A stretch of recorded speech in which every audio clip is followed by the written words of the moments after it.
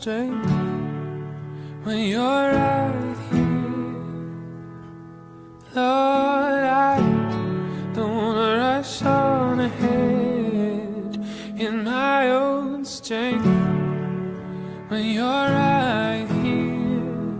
I'm not in a hurry when it comes to your spirit, when it comes to your presence, when it comes to your voice. I'm learning to listen, just to rest in your nearness. I'm starting to notice you are speaking.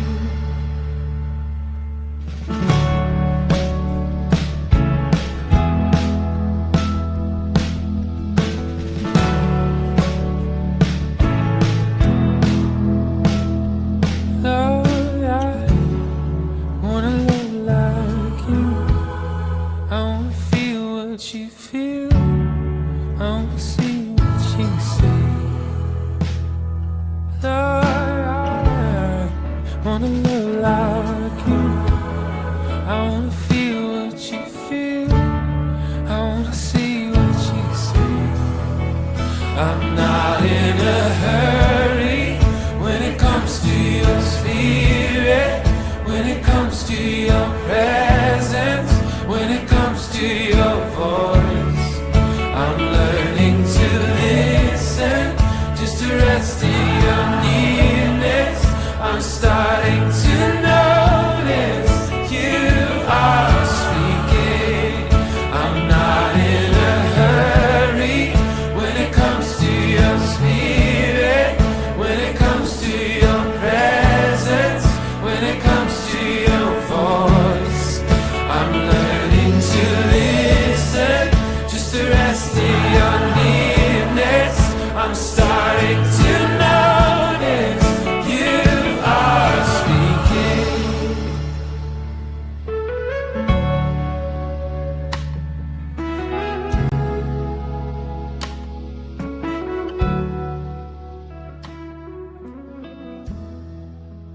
Open my eyes.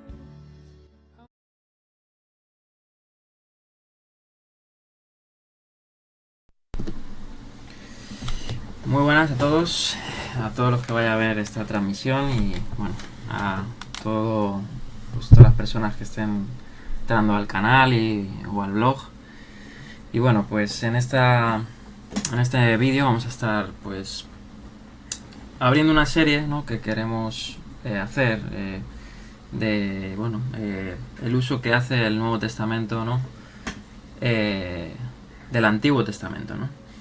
Porque sabemos que obviamente el Nuevo Testamento es, ¿no?, el cumplimiento del Nuevo Testamento, del Antiguo Testamento. Y bueno, en este caso estoy otra vez con Héctor.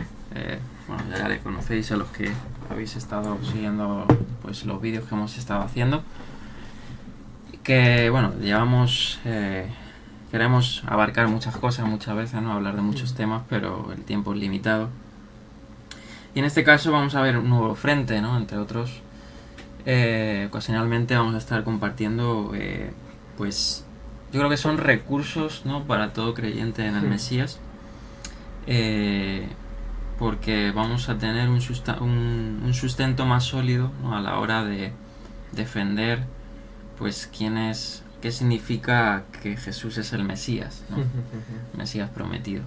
Y que el Nuevo Testamento no es una cosa que esté inventando nada nuevo, está cogiendo y está usando métodos exegéticos de su época y dando luz a lo que pasó con Yeshua, a la obra de Yeshua. Eso es. Y bueno, eso es, sí. Entonces, bueno, vamos a estar pues compartiendo ahora el recurso principal, ¿no? Vamos a recomendar otros, ¿no?, que también tratan sobre el tema y tienen relación con el tema. Pero vamos a usar de texto, ¿no?, primario, fundamental. De hecho, vamos a seguir la guía del libro, de un libro que comentar, ¿no? Pues obviamente puede abarcar mucho más, ¿no? De hecho, los propios autores, vamos a leer una introducción que lo van a explicar, y si quieres enseñarlo, Sí, sí. el libro pues lo tenéis, obviamente Sí, está en inglés, sí. aquí lo tenéis. es comentario del uso del Antiguo Testamento, ¿no?, en el Nuevo Testamento. Los editores son Gregory Bale y Donald Carson, que ahora hablaremos de quiénes son estas personas, ¿no? Y bueno, ¿qué decir de este libro? Pues que la verdad es un buen recurso para todo estudiante bíblico, ¿no? A nivel, podríamos decir, nivel tanto pueda ser pastoral, educativo e incluso a nivel también de seminario puede ser una guía, ¿no? Claro, aquí tirar del hilo y seguir investigando, claro. Entonces, bueno, vamos a mostrar en pantalla, bueno, aquí... No es un todo, siempre habrá más cosas, siempre habrá más puntos, pero es un compendio muy fuerte de unos cuantos autores, ¿vale? Aquí vamos a hablar de este libro. Como veis tiene buenas reseñas, buenas valoraciones. Vamos a darle un poquito más de zoom. Y bueno, este libro tiene obviamente, es un buen libro, es un buen recurso, como he dicho, a nivel de todo público, ¿no? Y obviamente ha ganado hasta un premio, ¿no?, que se dan en una revista llamada Christianity Today, ¿no? Ganó el libro en 2008. El libro fue publicado por la editorial Baker, ¿no?, Academic, en 2007. Y en 2008 ganó el premio, o uno de los premios que concede pues esta revista, que ya lleva muchos años, ¿no?, 100 y pico años, con un recurso altamente recomendado, que ganó un premio sobre esto, ¿no? Esta es la revista Christianity Today, ¿no? Dice que en ese año fueron nominados, ¿no?, 359 publicaciones del 2017, ¿no? Sí, títulos de 49 editoriales. O sea, y aquí estamos hablando de pues probablemente IVP, Hermans, de lo mejor, Zondervan, etcétera, Brill, de todo. Y que bueno, dice, vamos a traducirlo para que lo veáis ya en español. También para mí, que no soy experto, aquí tenemos al experto en inglés. Y dice, los editores de Christian Today seleccionaron los mejores libros en cada categoría y luego los paneles de jueces, un panel por categoría, votaron. Al final elegimos 10 ganadores y otorgamos 11 premios al mérito a los libros que mejor arrojan, ¿no? Obviamente aquí es una revista que tiene una suscripción, ¿no? Pero aquí tengo un link de un portal que recoge los premios de ese año, 2008, ¿no? Como veis, hay diferentes ámbitos en el área cristiana, ¿no? Apologética, estudios bíblicos, cristianismo y cultura, ¿no? Y como vemos aquí, premios, ¿no? Ganó el premio a los estudios bíblicos, como veis aquí el 2008, al comentario del uso del Antiguo Testamento en el Nuevo, ¿no? Que es pues el comentario que vamos a estar llevando, ¿vale? Bueno, aquí Héctor ha recogido, y vamos a citarlos, una serie también de otros recursos que van a estar ampliando esto, ¿no? Porque obviamente hay más recursos, ¿no?, que se puedan tener a la mano si queréis una investigación más profunda, ¿no? Y aquí vamos a recomendar algunos libros. Este es recientemente publicado, en 2023, por la editorial Hermans. Y bueno, son muchos ensayos, ¿vale? Y cada uno de ellos pues suele ser un erudito, ¿vale? El que lo hace, ¿vale? Cómo se usa Mateo, cómo usa Lucas, cómo usa Gálatas, cómo usa Efesios. Y luego incluso te pone a lo mejor qué se creía del Mesías, qué no sé qué, o sea, es como un compendio global parecido a este, que también es muy digno de tenerlo en cuenta. Sí, por ejemplo, aquí vemos que también en este libro, ahora lo vamos a citar. Mira, ¿no? si tienes ahí los autores, claro, el contenido. Para el que quiera saber más, pues... ¿no lo están viendo? Sí, lo están viendo. Sí, lo están viendo. Puede adquirir el libro. Es un precio normal para la envergadura que tiene el libro. Estamos hablando de aproximadamente como este, ¿no? 1140 páginas.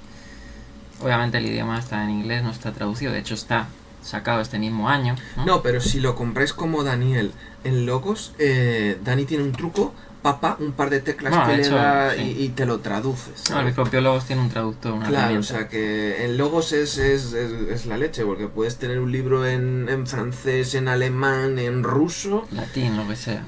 y te lo traduce. Bueno, aquí no vamos a hablar de este libro, pero es un libro recomendado. Aquí vemos los colaboradores. Como en este libro, ¿no? A pesar de que los editores, vamos a hablar de ellos, de Gregory Bailey y Carson, son los editores, ¿no? Los que a lo mejor han iniciado el proyecto. Sí, que a veces se pueden llevar toda la gloria, pero Claro. ellos son los que han recopilado y utilizan, y hay mucha obviamente, gente. eruditos también, de renombre. Pero ellos también participan, ¿no? Y vamos a hablar en qué áreas participan. Entonces, bueno, este es otro recurso del que estábamos hablando ahora, que acaban de publicar, que también es parecido al uso del Antiguo Testamento en el Nuevo, para seguir ahondando en esto, ¿no? Bueno, aquí tenemos, lo recomienda Héctor. Sí, ese es muy bueno, ese me lo leí, está muy bien, la primera edición. Lo que tiene, pues, te enseña un poco cómo era el uso, tipo, tal, todo eso que vamos a ver. Y a lo mejor te coge y te dice Tipología, ¿no? cómo hace Mateo. Y te pone Mateo Septuaginta, tal, o sea, a lo que más afín es el texto, ¿no? Mateo está citando aquí la Septuaginta, en este parece que esto, en esto, aquí, tipos, te pone una lista, o sea, es como más para tú tirar Un hacia análisis, adelante, un sí. análisis como para tú coger y seguir tirando del hilo mucho, está bastante bien. Sí, los links, dice Salvador, lo vamos a poner en la descripción del vídeo cuando terminemos. Pero bueno, los podéis buscar por esta forma, en inglés, ¿no? El Biblical Exegesis in the Apostolic, en el periodo apostólico. Otro libro que no está en español, ¿no? Y aquí volvemos a hacer el énfasis de que obviamente el habla hispana no tiene estos recursos porque la gente del habla hispana no se gasta el dinero, hay que decirlo.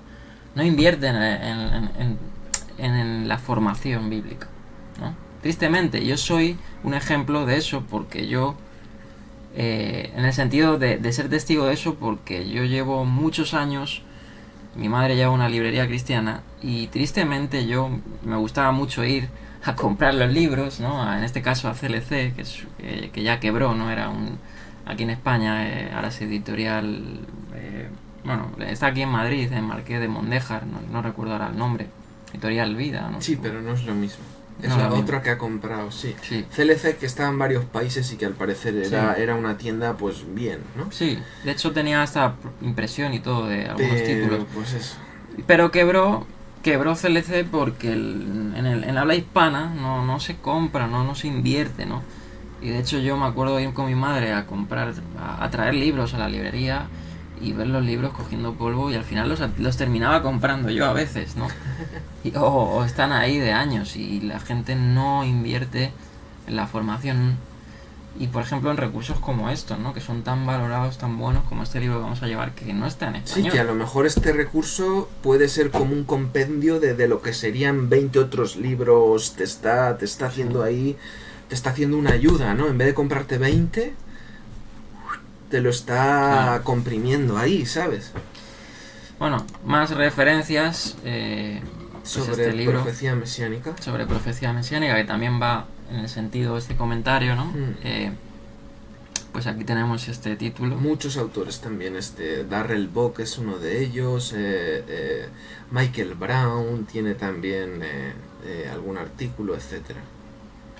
Bueno, si queréis seguir teniendo referencias, ¿no? Aquí otros libros también. Esta serie de Hermans sobre Qumran, Aquí pues la igual. serie de Hermans sobre Qumran, Peter Flint, un gran, no sé si digo, era un gran experto en Qumran, crítico textual y todo esto, ¿vale? Sí, que también Pero mira, contribuye, claro, ¿no? en esta ¿Qué serie más? hay el Ulrich también, Bardeca, o sea, gente muy... Este es el de la gramática hebrea, el del libro de proverbios, que se tiró 25 años para hacerle del comentario internacional, o sea, muy buena gente, ¿sabes?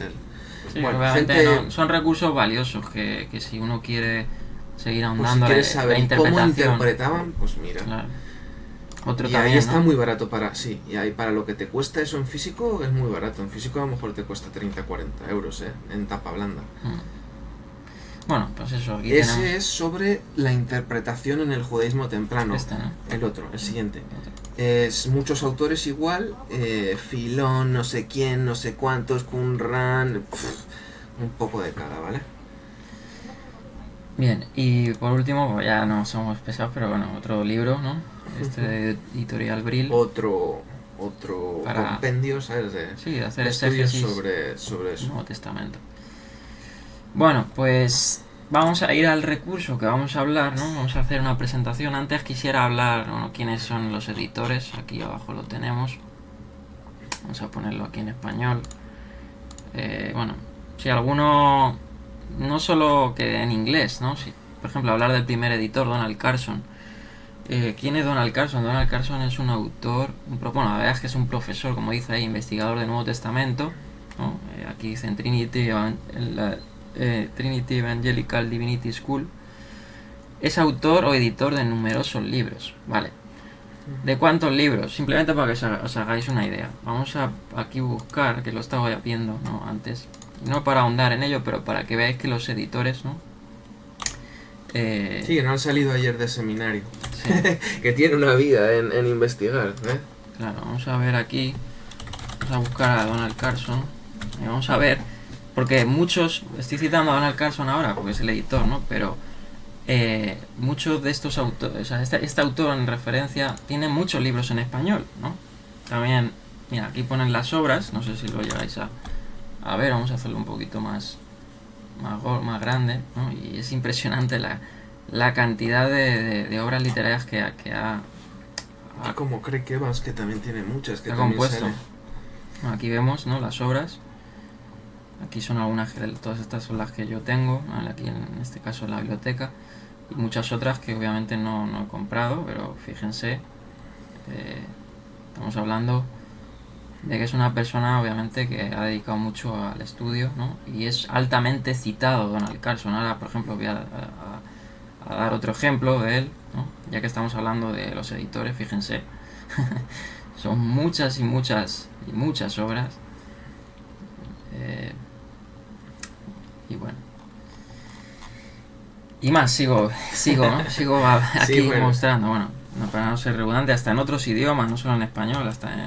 Mira, hasta lo traducen en el japonés o el chino o lo que sea eso. Claro. Y bueno, Gregory Bell es menos, ha compuesto muchas menos obras, ¿no? Quizás no lleve tantos años como Donald Carson, pero también es un autor bastante interesante y un erudito bastante interesante a la hora de leerle, ¿no? Sobre todo pues tiene un comentario de Apocalipsis muy... Claro, muy pero luego renombre. todo eso también tiene que ver con que, por ejemplo, a lo mejor tú haces menos, pero para tu libro de proverbios te has tirado 25 Claro. años investigando. Eso sí. ¿O cuántos años se tiró el Craig Kinner para hacer la esta Claro. de hechos? Así, Sí, o sea, 11 una biblioteca, años. 11, 12 años. 11 años. O sea, más luego no sé cuántos. Sí, O que sea, a lo mejor los títulos... que a lo mejor no puede tienen decir mucho tiene que ver. 5, pero ¿me entiendes? Claro, a lo mejor Carson tiene libros más escuetos que tiene también otros grandes, ¿no? De hecho tiene un comentario a Mateo también grande, ¿no?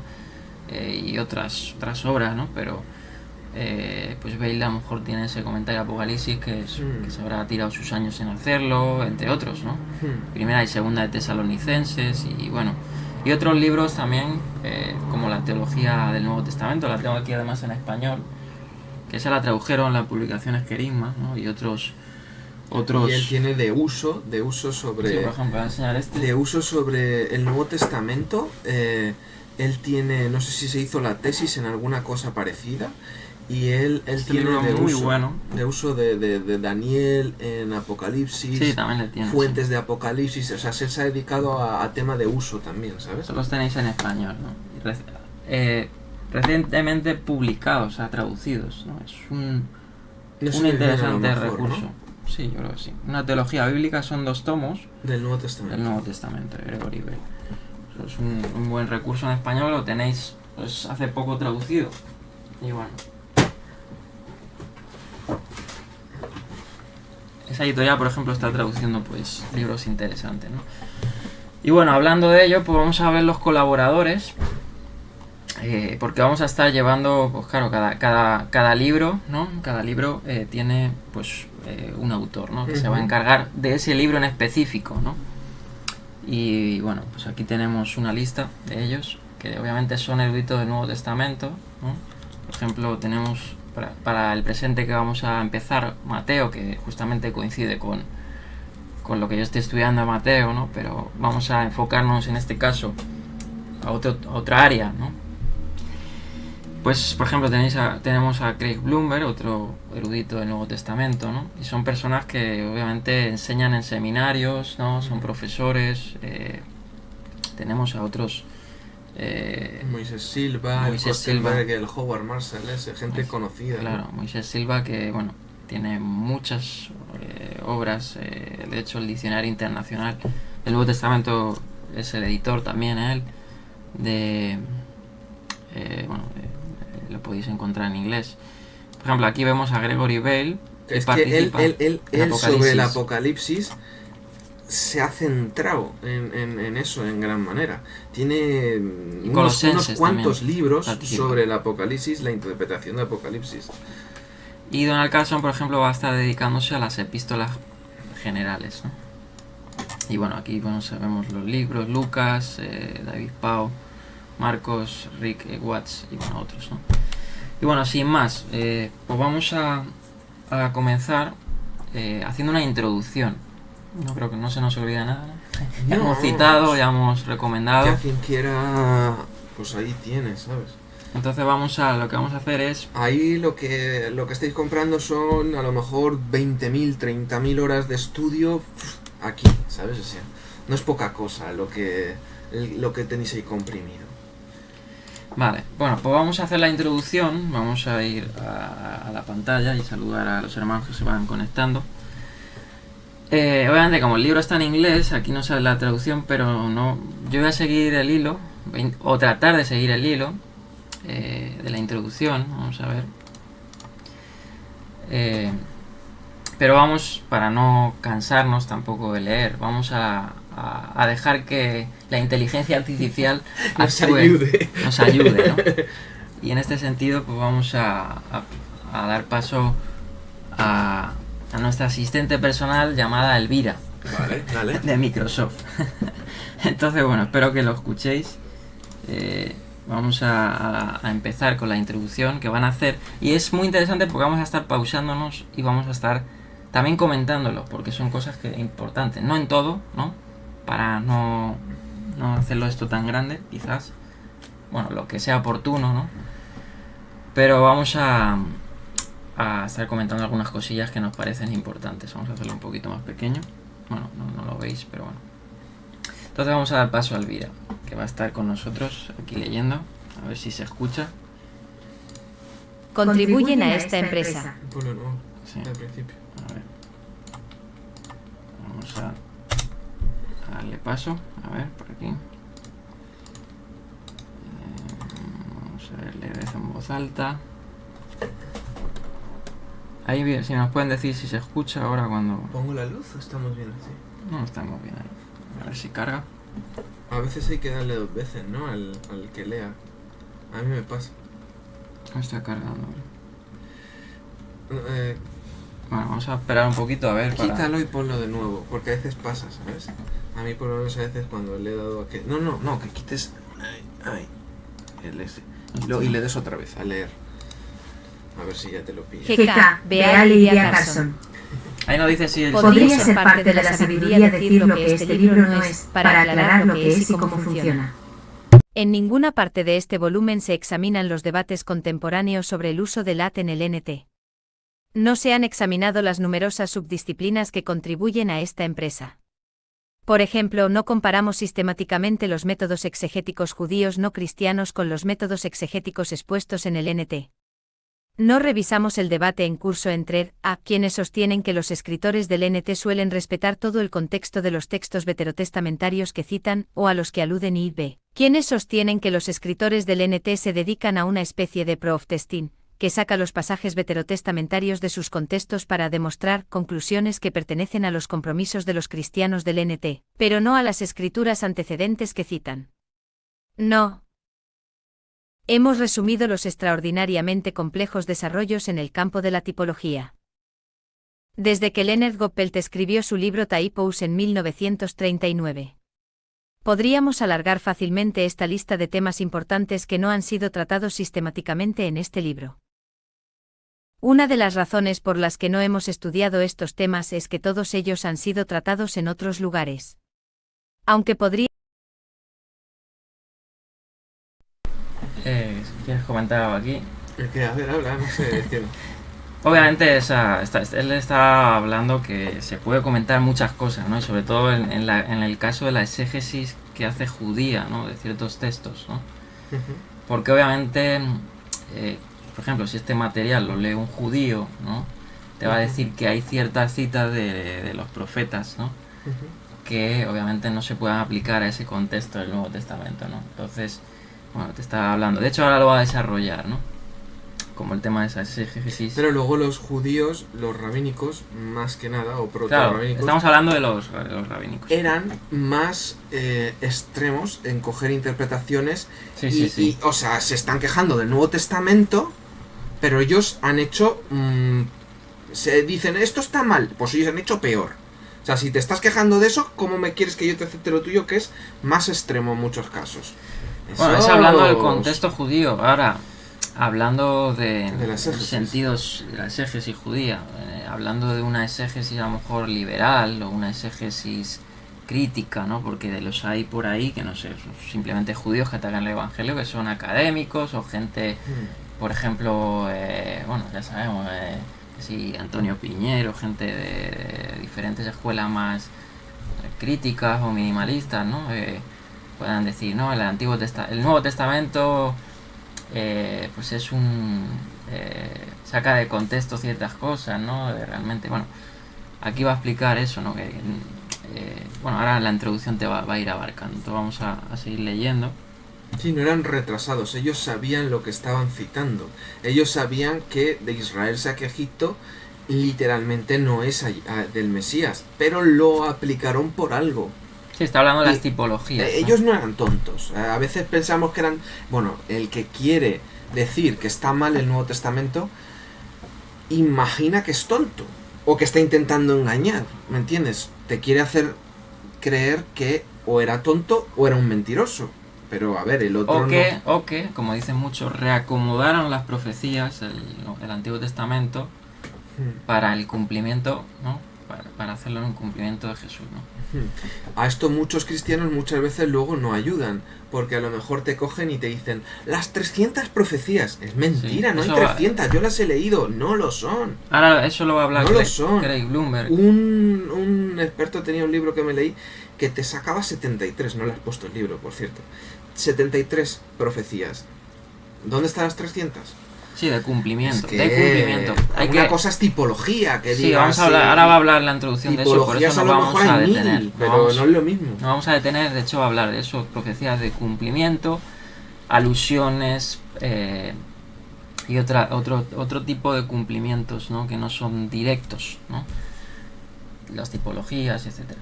Bueno, vamos a seguir porque Pues el libro ese de Apostolic Exegesis que he dicho de Richard Longenecker usa mucho eso, alusión y te pone una lista, tipología te pone una lista. Es muy bueno, para tú hacer tus estudios es bueno, Vale, pues vamos a seguir, una de las razones por la que hemos estudiado estos temas es que todos ellos han sido tratados en otros lugares. Obviamente, para un estudio más exhaustivo, pues de hecho el libro pues tendrá bibliografía al final de donde cita. Sí.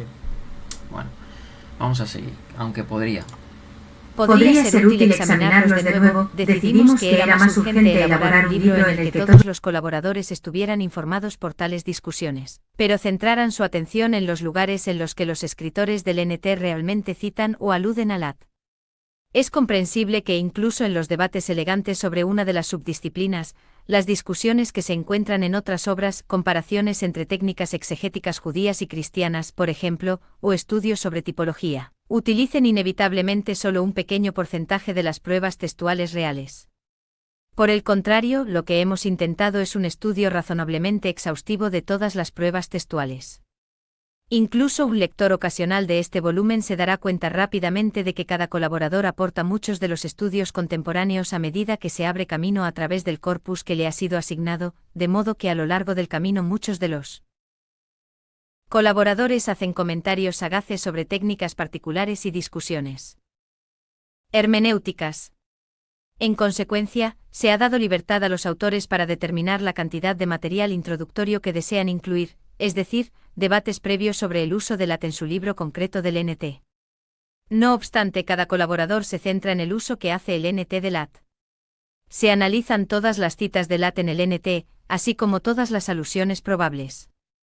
Es cierto que existe un debate sobre lo que constituye una alusión. Por consiguiente, no se estudiarán todas las alusiones ostensibles al LAT que se hayan propuesto, sino solo las que se consideren probables. Los editores han animado a cada colaborador a tener en cuenta 6 cuestiones distintas en las que el NT cita o alude claramente al LAT, aunque no han insistido en esta organización. 1. ¿Cuál es el contexto neotestamentario de la cita o alusión? En otras palabras, sin entrar todavía en los detalles de la exégesis, el colaborador trata de establecer el tema de discusión, el flujo de pensamiento y, en su caso, la estructura literaria, el género y la retórica del pasaje. 2. ¿Cuál es el contexto veterotestamentario del que procede la cita o alusión? Incluso en su forma más simple, esta pregunta exige tanta atención con respecto al LAT como la primera pregunta exige del estudio del NT. A veces hay que gastar energía simplemente para demostrar que una frase muy breve procede realmente de un pasaje concreto del LAT, y de ningún otro lugar. Sin embargo, a veces esta segunda cuestión resulta aún más compleja. Partiendo de la base de que el Evangelio de Marcos recoge temas del Éxodo, lo cual es discutible, basta con ir al libro del Éxodo para examinar esos temas tal y como se desarrollan por primera vez. O los temas del Éxodo del LAT, tal como los recoge Marcos, ¿se filtran a través de Isaías? En ese caso, seguramente es importante incluir una reflexión no solo sobre el uso del LAT en el NT, sino también sobre el uso del LAT dentro del LAT. O también cómo se utiliza el relato del diluvio del Génesis, GN 6-9 en el resto del LAT y en partes anteriores del NT antes de que lo recoja 2 Pedro. A veces un autor del NT puede tener en mente la referencia anterior del AT, pero puede estar interpretándola a través del desarrollo posterior del AT de ese texto anterior, y si no se analiza la lente de ese texto posterior, entonces el uso del NT puede parecer extraño o puede no entenderse correctamente. Bien, de este segundo punto es interesante, ¿no? Ya comentamos, vamos a poner aquí la pantalla, porque aquí está diciendo el autor algo interesante, ¿no? Y es que lo encontramos incluso en el Antiguo Testamento. De hecho, vamos aquí también a recomendar otro libro, ¿no? Sí, hay profetas que citan a profetas, o que reinterpretan cosas, y luego ya está, pues luego la literatura que ya no es bíblica, que desarrolla otros temas, ¿no? La intertestamentaria. Por ejemplo, encontramos también que, como ha dicho, hay pasajes que se citan, ¿no? En el Antiguo Testamento de otros libros del Antiguo Testamento, ¿no? Y cómo hacen una exégesis, ¿no? Para llevar a cabo un mensaje, ¿no? De hecho, hay un libro que vamos a recomendar, de Zondervan, que bueno, no tengo la portada, pero bueno. Sí, la tenías ahí, ¿no? ¿O no la puedes poner? Oh, sí, la ponlo puedo en Google mejor para que lo vean, ¿no? Ahí está. Se llama El uso del Antiguo Testamento en el Antiguo Testamento, ¿no? Aquí lo tenemos. Y bueno, pues este va a ir libro por libro, pues igual analizando todas las alusiones del Antiguo Testamento. Aquí, por ejemplo, vamos a ver. Sí, porque como se dice, igual que la profecía y la revelación es progresiva, y los profetas y los patriarcas al principio a lo mejor no vieron o no entendieron al 100% como luego un mesiánico, judío mesiánico, apóstol, entendió las cosas, porque las cosas eran progresivas. Pues eso es igual, ¿no? Cómo va progresando la teología y todo eso. Claro. Eso es sabido, que sí que es. Y por ejemplo, pues algunos encontraremos que en el Nuevo Testamento se citan citas del Antiguo, que a su vez esa cita está citada otro libro del Antiguo, ¿no? O, como tú has dicho antes, de interpretación intertestamentaria, ¿no? Y da el ejemplo, no sé si aquí lo ha dado, de Judas o de Pedro, ¿no? Segunda de Pedro. Ah, pero tú estás hablando del otro, no de este ahora. No, ahora no, estoy hablando de vale, sí. ¿Cómo estaba con este aquí? Claro, entonces es interesante eso, a la hora de también hacer exégesis, ¿no? ver qué está citando, en este caso, el autor del Nuevo Testamento. Si está citando una cita de los profetas que a su vez cita el profeta otra cita del Antiguo Testamento, ¿no? O si está citando una cita del Antiguo Testamento que tiene una alusión intertestamentaria o otras índoles, ¿no? Es un poco... Y este libro lo que va a hacer es analizar todo esto, ¿no? Bueno, es un comentario, ¿no? Entonces está haciendo la introducción. Y bueno, vamos a seguir en el punto 3 porque se va a ir poniendo también interesante de lo que va a tratar el libro, ¿no? Bien, pues vamos a dejar a Elvira. Está aquí lloviendo, no sé si se escucha la lluvia. Vamos a cerrar un poquito aquí. Aunque bueno, no es música de fondo, ¿no? Sí, vamos mola, a mí me mola. Vamos Me gusta. a seguir. Vamos a ponerlo aquí. Correctamente. 3. ¿Cómo se trata la cita o fuente de Lat en la literatura del judaísmo del Segundo Templo o, más ampliamente aún, del judaísmo primitivo? Las razones para plantear esta pregunta y las posibles respuestas que se podrían dar son muchas. No es que las autoridades judías o cristianas consideren que, por ejemplo, Jubileos o 4 Esdras tengan tanta autoridad como el Génesis o Isaías. Pero prestar atención a estas y otras muchas fuentes judías importantes puede proporcionarnos varios tipos de ayuda. 1. Pueden mostrarnos cómo entendían los textos del Antiguo Testamento fuentes aproximadamente contemporáneas del Nuevo Testamento. En algunos casos, se puede trazar una trayectoria de comprensión, independientemente de que los documentos del NT pertenezcan o no a esa trayectoria. 2. A veces muestran que las propias autoridades judías estaban divididas en cuanto a cómo debían interpretarse ciertos pasajes del Lat. A veces la diferencia viene determinada en parte por él. Género literario, por ejemplo, la literatura sapiencial no trata algunos temas como lo hacen las fuentes apocalípticas. Siempre que es posible rastrear el razonamiento, este revela importantes ideas sobre cómo se leían las escrituras. 3. En algunos casos, las lecturas del judaísmo primitivo sirven de contraste con las primeras lecturas cristianas. Las diferencias exigen entonces explicaciones hermenéuticas y exegéticas, por ejemplo, si dos grupos entienden los mismos textos de maneras decididamente distintas, ¿a qué se deben las diferencias de interpretación? ¿La técnica exegética? ¿Supuestos hermenéuticos? ¿Géneros literarios? ¿Diferentes oponentes?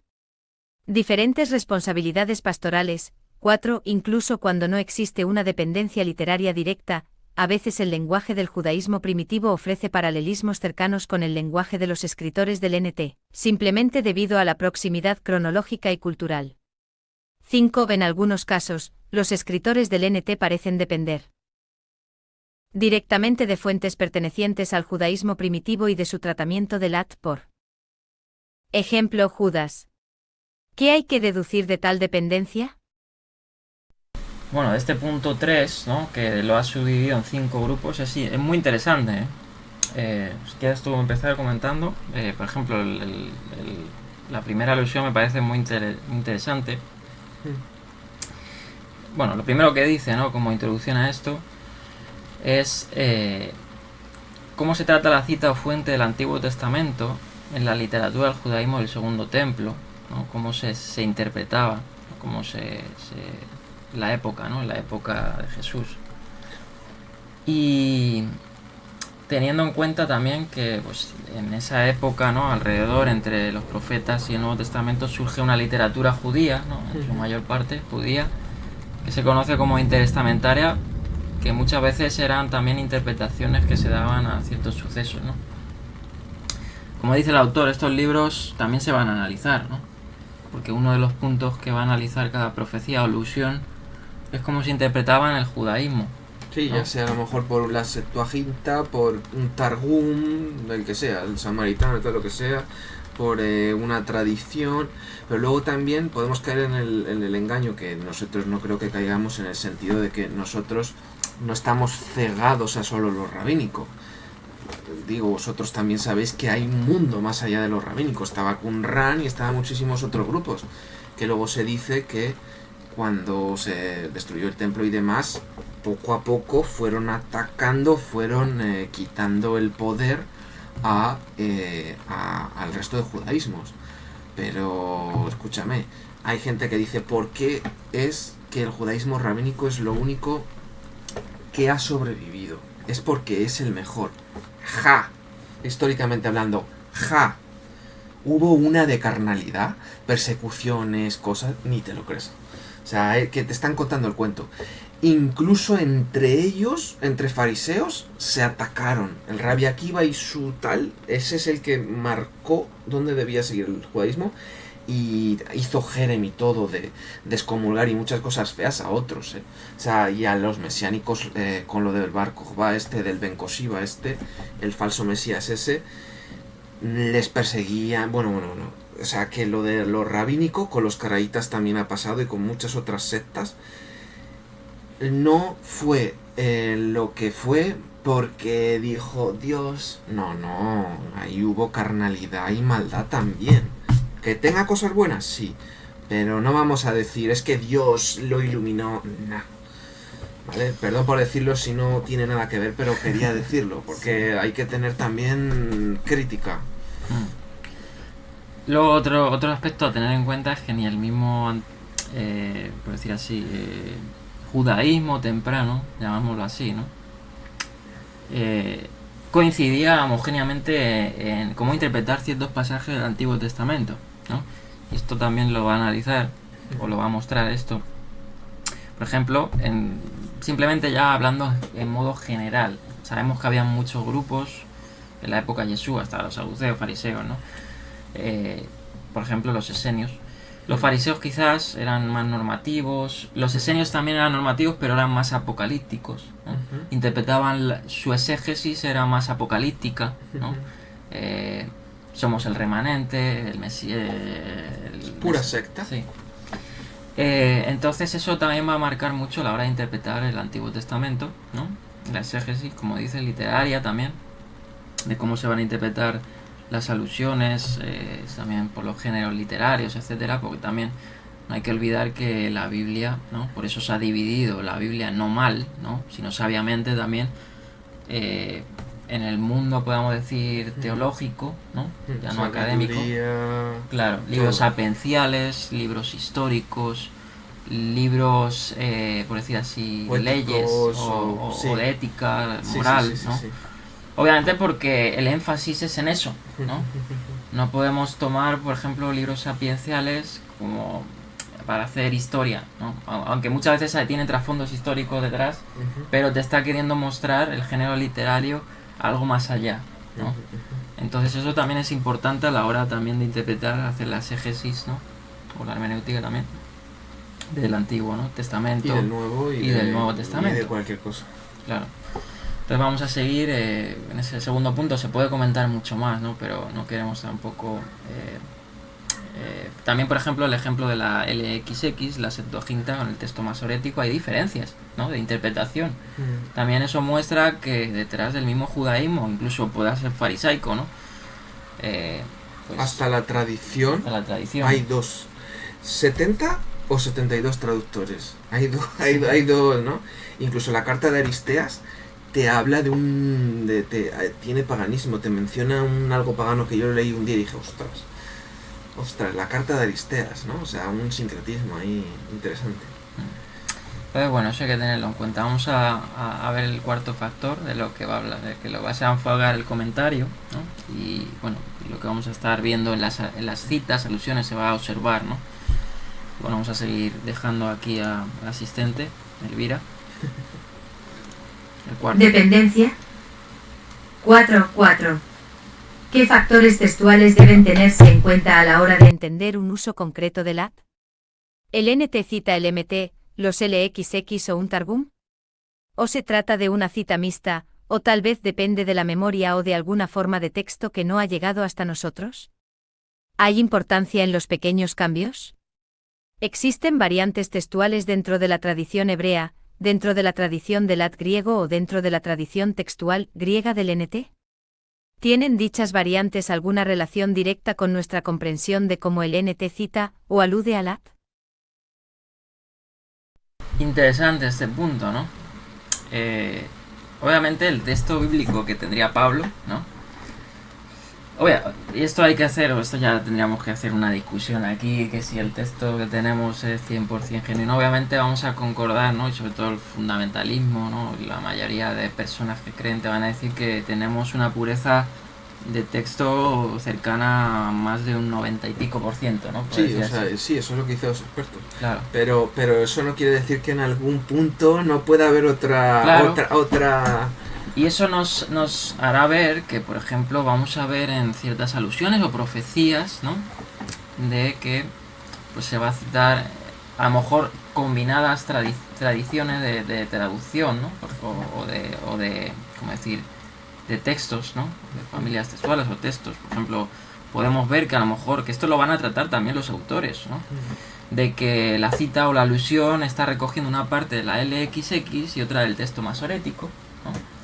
O de ninguno, quizás sea un poco más extraño esa parte, pero como dice, se tratará de alguna forma de texto que no ha llegado hasta nosotros, ¿no?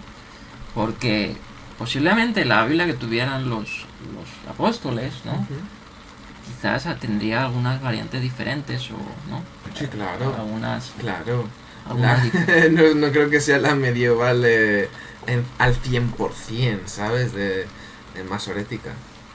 Claro. Hasta hay varias masoréticas, varias familias. Sí, por eso la crítica textual, o sea, es una disciplina, ¿no? Que se ha llevado al contexto bíblico. No, quizá no nazca en el contexto bíblico, pero creo que es uno de los ámbitos más fuertes, la crítica textual, porque el libro de libros es la Biblia. Claro. También se utiliza en las Odiseas de Homero o en otros libros, ¿no? Pero tanta gente para no ver se qué va a dedicar fidedigno a ha ello. llegado, pero Tanta gente no se va a dedicar claro, a hay ello. expertos en crítica textual bíblicos que triplican otras obras y obviamente Y hay muchas voces. Y mucho, en ver la mano de un escriba, ver una línea, ver... es tan complejo. Claro, y sobre que todo no... porque la totalidad de manuscritos del Nuevo Testamento, en comparado a otras obras, son, por decir así, de goleada, ¿no? Sí, y no es tan sencillo como coger una Biblia crítica, saber hebreo o griego y decir, aquí está la variante que me gusta. No, para nada. Los expertos analizan manuscritos, analizan manos de escribas, como Sí, con lupa. Es una disciplina. Y, Que no y somos... tienen una discusión entre ellos, o sea, no es tan sencillo como, es que yo sé hebreo, te cojo la variante. No, machote, con todo respeto, así no funciona y a mí no me tenéis que creer. Analizar lo que es un crítico textual bíblico. O sea, es que es muy complejo, o sea, de una familia... Sí, y hasta la crítica textual, por decir Claro, así, es que es muy complejo. va purificándose, ¿no? Por ejemplo, Claro, encontramos va refinándose. que los textos, por decir así, Aparatos aparatos críticos tienen más ediciones, ¿no? Tenemos el caso de la Nestle Aland, ¿no? Porque se van también descubriendo manuscritos nuevos, ¿no? Y bueno, pues eso también es bonito porque podemos intentar llegar al original o tratar de hacer un acercamiento a la Biblia que leían los apóstoles. Pero lo que creo que es más útil para eso ya ni siquiera es un aparato crítico, ya sea el más, entre comillas, moderno, sino comentario de expertos a esas variantes. ¿Cuál es importante y por qué? ¿Qué puntos a favor hay? Es que no es que si no, ¿tú qué? ¿Así te pones a meditar y te viene la inspiración? No. Vamos a pasar a este punto, porque esto podemos hablar de ese punto. todo Solo, un vídeo. De solo hecho, es para que sepamos que no es tan sencillo. Les animo, ya tenemos un vídeo en el canal que lo hizo Héctor, como una introducción a los manuscritos, ¿no? Y del Nuevo Testamento un poco, los estos más grandes, aunque hay más. Bueno, pues vamos a seguir el punto 5, vamos a otra vez a Elvira que nos deleite con su voz. 5. Una vez sentadas estas bases, es importante intentar comprender cómo el NT utiliza o apela al AT. ¿Cuál es la naturaleza de la conexión tal y como la ve el escritor del NT? ¿Se trata de una mera conexión lingüística? Uno de los editores tenía un padre muy dado a comunicarse con breves citas bíblicas. Su mente estaba tan impregnada de las escrituras que éstas le proporcionaban los patrones lingüísticos que constituían el primer recurso de su discurso. Si uno de sus hijos se quejaba del tiempo, decía tranquilamente y citando, en aquellos días, la RV, este es el día que ha hecho Yahvé, alegrémonos y regocijémonos en él. De hecho, conocía su Biblia lo suficientemente bien como para ser plenamente consciente de que el contexto original no hablaba del tiempo y de nuestra respuesta a él. Sabía que el versículo se encuentra en uno de los pasajes cruciales de la piedra rechazada, y que el día por el que se alegra el salmista es el día en que la piedra es vindicada, Sal 118, 22-24. Nótese el V24 en Latnib. Yahvé lo ha hecho hoy mismo, alegrémonos y regocijémonos hoy. Sin embargo, el pasaje le proporcionó el material verbal para expresar lo que quería decir, y teniendo en cuenta lo que la Biblia dice en otras partes sobre la bondad y la providencia de Dios, estaba resumiendo con precisión una idea bíblica, aunque las palabras bíblicas que citaba no articulaban esa idea en su contexto original.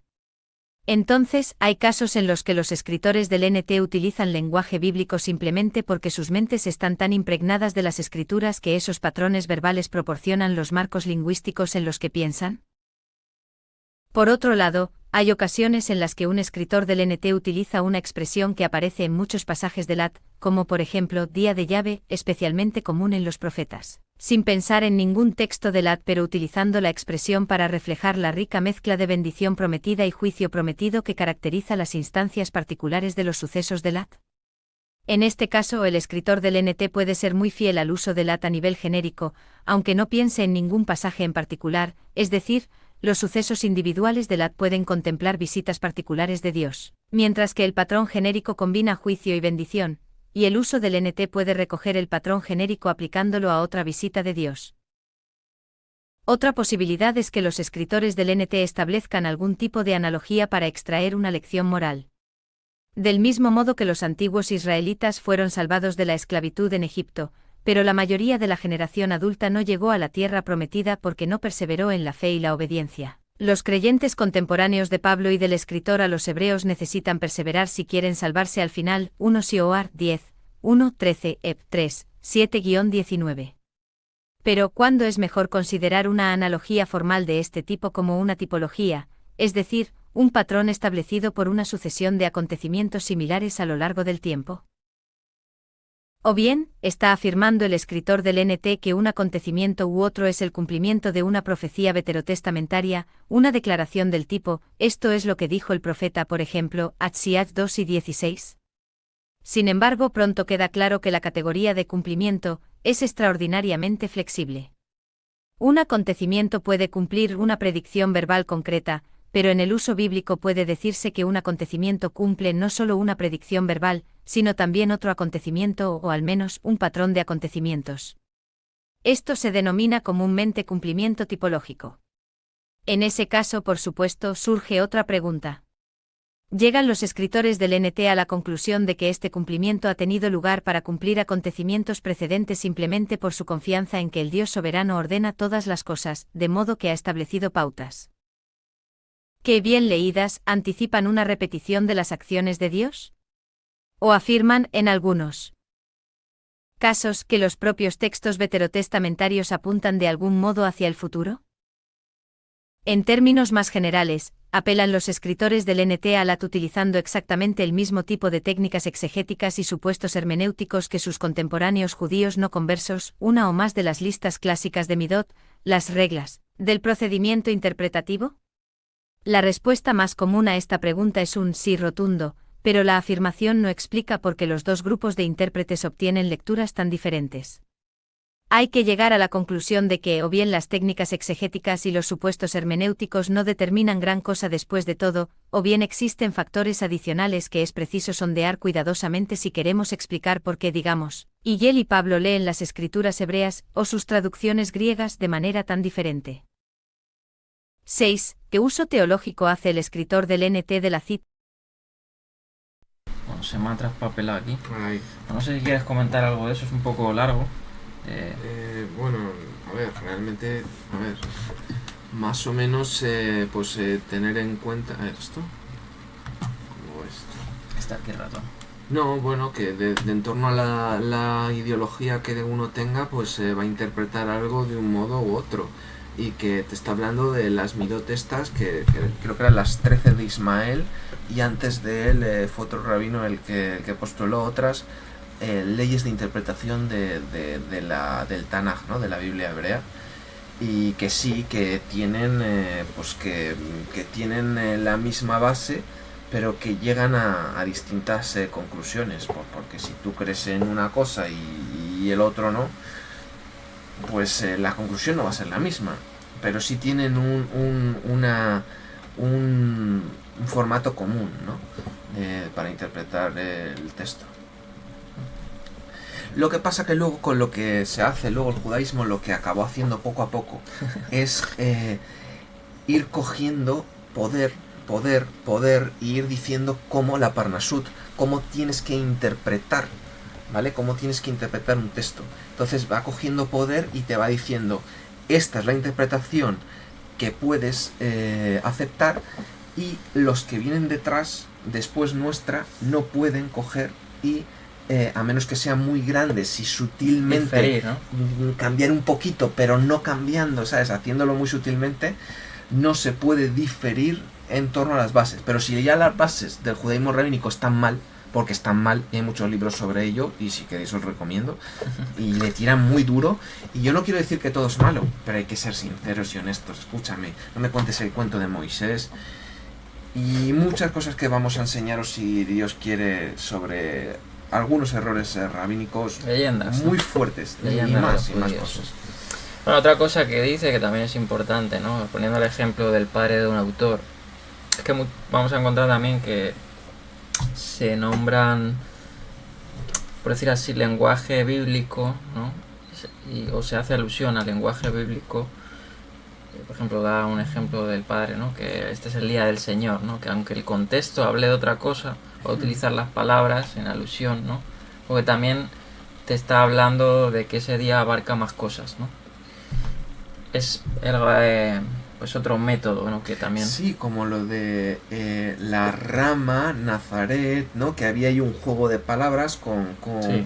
con el tronco de Isaías, o sea, tenían sus cosillas, sus reglas, sus su interpretaciones, forma, sus secretillos, a veces su gematría, a veces la puedes llevar a un extremo malo, pero a veces hay su secretillo, como lo del número de la bestia. ellos tenían su modo de hacerlo, ¿no? Sí, luego hay otra Nos parte, guste o no, hay que aceptarle, es el que hay, al menos para entenderlo. Mateo utiliza algo de los expertos, por ejemplo, en la genealogía. Te lo dice ahí, lo de David. Sí, David. Y Vamos que- a ver eso cuando no sé si vamos a poder hoy comenzar Mateo o la introducción a Mateo. Bueno, la introducción a Mateo sí que va a dar Bloomberg. Y que son genealogías que quizás, si la ves, es más o menos, pero es selectiva porque te quiere dar un Sí, mensaje. un énfasis. Te quiere dar un mensaje, te está quiere dar claro algo. que cada autor tenía aunque estaba inspirado por Dios, ¿no? Pero tenía su ¿cómo se dice? Su toque, su método de su hacerlo. alusión, Sí, su sí. público también. Como dijo el que tú dices, que luego el de viajar le den, que ahí a lo mejor se le fue un poco, pero él sí dijo una cosa, Dios te da una revelación, imagínate, si fueras profeta, Dios te hace ver algo, pero la persona es la que plasma eso, en parte con sus palabras también, Sí. porque muchas veces no es Dios que te está dictando una B o el letra El hebreo, enfoque, ¿eh? el enfoque. Claro, enfoque el que autor puedan, también, claro. es por eso por lo que a lo mejor algunos podrían decir jode con Pablo, ¿no? Jode con Pablo. Porque lo podía haber puesto más fácil, ¿no? Sí. Entonces, la revelación la recibe la persona, pero la persona quizás te lo transmite de un modo más fácil, menos... Y si tú tienes un conocimiento de la Biblia, como Craig Kinner o como Pablo, que se dice que era como 3 doctorados, en plan era de lo más, se cree que iba a haber sido miembro del Sanedrín, o sea, o era. O sea, entonces si tú tienes un conocimiento tan fuerte, tú puedes hacer conexiones, alusiones, que a otro va a parecer que estás mal usando, pero es porque él no tiene la amplitud que ese autor tenía al hacer esa cita y no le estamos entendiendo nosotros. Claro. Nosotros somos los ignorantes, no ellos. Sí, de hecho Pedro lo menciona que algunas palabras de Pablo se pueden llevar malinterpretar, ¿no? Por, bueno, su forma, su academia, su forma de expresarse y tal. Vamos a leer el sexto punto. Y bueno, vamos a dejar aquí a que lea. De lo que se va a enfocar también en el comentario. Cita o alusión a la. En cierto sentido, esta pregunta está incluida. Vamos a ver. 6. ¿Qué uso teológico hace el escritor del NT de la cita o alusión a la? En cierto sentido, esta pregunta está incluida en todas las demás, pero merece la pena plantearla por separado, ya que pone de relieve aspectos que de otro modo podrían pasarse por alto. Por ejemplo, es muy común que los escritores del NT apliquen a Jesús un pasaje del Lat que se refiere a YHWH, comúnmente traducido como Señor en la Biblia española. Esto se debe a la convicción teológica de que es totalmente apropiado hacerlo, ya que, dada la identidad de Jesús, lo que se predica de Dios no puede predicarse menos de él. En otros pasajes, sin embargo, Dios envía al Mesías o al rey davídico, y Jesús mismo es ese rey davídico, estableciendo así una distinción entre Dios y Jesús. Las sutilezas de estos diversos usos de los textos del Antiguo Testamento se funden con las complejidades de la cristología del Nuevo Testamento para constituir los pilares esenciales de lo que con el tiempo llegaría a llamarse la doctrina de la Trinidad. Abundan otras alineaciones teológicas, algunas de las cuales se mencionan a continuación. A veces, más sencillamente, merece la pena llamar la atención sobre el modo en que un tema teológico basado en la cita de un texto veterotestamentario se alinea con un tema teológico importante del NT que se trata por sí solo sin referencia a ningún texto veterotestamentario. Estas son, pues, las 6 cuestiones que controlan en gran medida el comentario de las páginas siguientes. La mayoría de los colaboradores han tratado estas cuestiones por separado para cada cita y para las alusiones más claras. En ocasiones, las alusiones menos evidentes se han tratado de forma más genérica, aunque incluso en este caso las respuestas a estas 6 preguntas suelen aparecer en alguna parte. Además, los editores han permitido una adecuada flexibilidad en la presentación. 2 o 3 colaboradores escribieron de forma más discursiva, lo que significa que tenían presentes estas preguntas, pero sus presentaciones no separaban las preguntas de las respuestas que suscitaban. 5 reflexiones adicionales pueden ayudar a orientar al lector de este comentario. En primer lugar, una de las razones para mantener la flexibilidad en el enfoque es la asombrosa variedad de formas en que los diversos autores del NT hacen referencia a Lat. Mateo, por ejemplo, es dado a las citas explícitas, a veces con impresionantes introducciones formulistas. En cambio, Colosenses y Apocalipsis evitan las citas inequívocas y extensas, pero incluyen muchísimas alusiones a Lat en sus textos. Algunos escritores del NT vuelven una y otra vez a un puñado de capítulos de Lat, otros hacen referencias más amplias. A esto hay que añadir las complicaciones que generan los libros del NT que dependen literariamente de otros libros del NT o que, como mínimo, son muy similares a otros, por ejemplo, 2 Pedro y Judas, los Evangelios sinópticos, Efesios y Colosenses. Los autores han tratado esta diversidad de diversas maneras. En segundo lugar, además de la obvia facilidad con la que los escritores del NT, como hemos visto, aplican a Jesús una serie de textos de Lat que se refieren a YHWH, también se dan otras asociaciones que inicialmente sorprendentes, se convierten en habituales con la repetición. Los escritores del NT aplican alegremente a la Iglesia, es decir, al pueblo de Dios de la Nueva Alianza, muchos textos que originalmente se referían a los israelitas, el pueblo de Dios de la Antigua Alianza. En otra mutación, el propio Jesús se convierte en el lugar escatológico de Israel, una identificación que a veces se efectúa apelando a textos veterotestamentarios, por ejemplo, de Egipto llamé a mi hijo, Mateo 2 y 15, Os 11, 1, y a veces mediante sucesos cargados de símbolos en la vida de Jesús que evocan sucesos precedentes en la vida de Israel, por ejemplo, la tentación de Jesús en el desierto durante 40 días y 40 noches, Mateo 4/Lucas 4. Estrechamente relacionada con la tentación de Jesús en el desierto durante 40 días y 40 noches, Mateo 4/Lucas 4, estrechamente relacionada con la tentación de Jesús en el desierto durante 40 días y 40 noches. 4/Lucas 4, estrechamente relacionado con Yutiriem. 8 y los 40 años de peregrinación por el desierto de Israel. Este ejemplo se solapa con otra serie de asociaciones relacionadas con el lenguaje hijo, que abunda en ambos testamentos.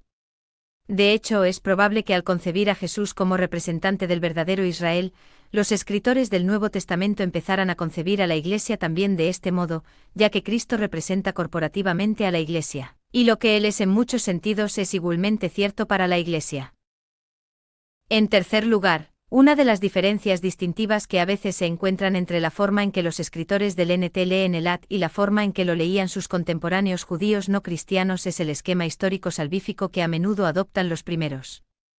Cierto tipo de secuencia histórica bajo la providencia de un Dios soberano es necesaria para casi cualquier tipo de hermenéutica tipológica, por supuesto, pero hay algo más. En Gálatas 3, por ejemplo, Pablo modifica el significado comúnmente aceptado de la ley por el simple expediente de situarla después de la promesa abrahámica, que ya había establecido la importancia de la justificación por la fe, y que ya había prometido la bendición a los gentiles. Así, en lugar de plantear una pregunta atemporal como ¿cómo se complace a Dios?, y responder, obedeciendo la ley, Pablo insiste en leer los momentos cruciales de la historia del Antiguo Testamento en su secuencia cronológica y aprender algunas lecciones interpretativas de esa secuencia. Este tipo de dependencia de la historia de la salvación aparece en otras partes del NT, por ejemplo, Rom. 4, y no solo en Pablo, por ejemplo, Ep. 4, 1, 13, 7. Así pues, el cumplimiento escatológico ha comenzado con el primer advenimiento de Cristo y se consumará en su última venida. Paralelos ostensibles en la literatura judía conservan, especialmente en Qumran, un sentido de lo que podría llamarse escatología inaugurada. Varios textos insisten en que el Maestro de Justicia trae los últimos tiempos. Pero eso es algo diferenciable de este sentido de secuenciación histórica dentro de las escrituras hebreas, que es en sí mismo una clave interpretativa crucial para la lectura fiel de esas escrituras. Bueno, está comentando muchas cosas y no vamos a poder comentar todo, obviamente, pero lo que ha hablado de la tipología, ¿no? Obviamente, como dice, hay profecías o alusiones, ¿no? O citas que, como ha dicho, ¿no? Se empleaban a Dios, ¿no? A Yod-Hei Vah-Hei, ¿no? Al Señor. Que lo va a el autor, ¿no? Del Nuevo Testamento, en este caso quien sea, Mateo, Marcos, cualquier escritor, ¿no? Se lo va a dar en cumplimiento a Jesús, ¿no? Como por eso habla de desarrollar una cristología, ¿no? Porque obviamente primero hay que ver quién es Cristo, ¿no? Entonces, a ver, si tú no crees en Yeshua, todo es falso. Ya toda tu interpretación está mal. Pero si crees, hemos creído, se te ha revelado, ya tu base, tu modo de interpretarlo, el rumbo que toma el Nuevo Testamento es verdad. Pero si no, ¿me entiendes? ¿No? También en parte eso. Y luego también... la tipología que también puede enfocarse no solo a Dios mismo, sino también ha puesto el ejemplo de Israel, ¿no? Como el cumplimiento de Israel, ¿no? Cuando el pasaje de Oseas, que lo veremos, ¿no? De Egipto llamé a mi hijo, ¿no? Pero ese es en este caso Mateo lo enfoca en cumplimiento a el ser el verdadero Israel, el verdadero, ¿no? Israel, claro, el verdadero Israel, ¿no? Claro.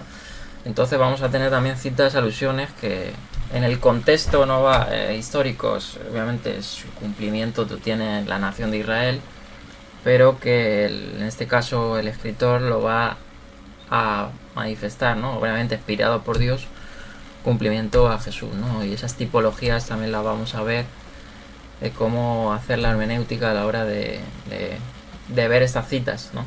Que se van a dar en los evangelios, en el Nuevo Testamento. Bueno, yo creo que ya nos faltan dos puntos y vamos a terminar con esos 2 puntos. Ya queda poquito y hacer la introducción a Mateo, que la va a dar Chris Bloomberg. Estamos en cuarto lugar del 6º punto. El 6º punto el 5º punto, perdón, de cómo el Nuevo Testamento utiliza o apela al Antiguo Testamento, ¿no? ¿Cuál es la conexión lingüística, ¿no? Tipológica, etcétera? Bien, vamos a ver el 4º lugar, vamos a seguir leyendo aquí. Escrituras. En cuarto lugar, en las páginas de este comentario se discute brevemente si un escritor del NT extrae una enseñanza de la, es decir, basa la estructura de su pensamiento en la exégesis del texto veterotestamentario, o apela a un pasaje veterotestamentario para confirmar o justificar lo que de hecho ha sido establecido por la experiencia cristiana de Cristo y de su muerte y resurrección. Esta distinción es más matizada que la mencionada anteriormente, es decir, la distinción entre quienes piensan que las citas traen consigo el contexto veterotestamentario y quienes piensan que los escritores del NT recurren al Proftesting. Porque la evidencia es realmente sorprendente de que los primeros discípulos... El Proftesting. Sí, como coger versos para intentar decir, mira aquí. Y está dando una apologética, pero lo que está diciendo los que no creen es que es falso, ¿no? Que estás cogiendo y copiando y pegando. Estás copiando y pegando, está como decía. Copy paste, ¿no? O sea, tiras la flecha y luego pintas la diana. Mira, mira, lo has cumplido la profecía. Sí, sí. Eso decían algunos, ¿no? Ya. Entonces es eso. Sí, el retorno. Están aquí hablando, sí. Es que se me había olvidado apagar el micro. Es que si no aparece doble. Interesante, ¿no? Vamos a seguir porque quería matizar lo de Prof Testing porque eso Sí, no porque lo a lo traduce mejor- porque es una expresión en inglés, ¿no? Sí, sí, sí.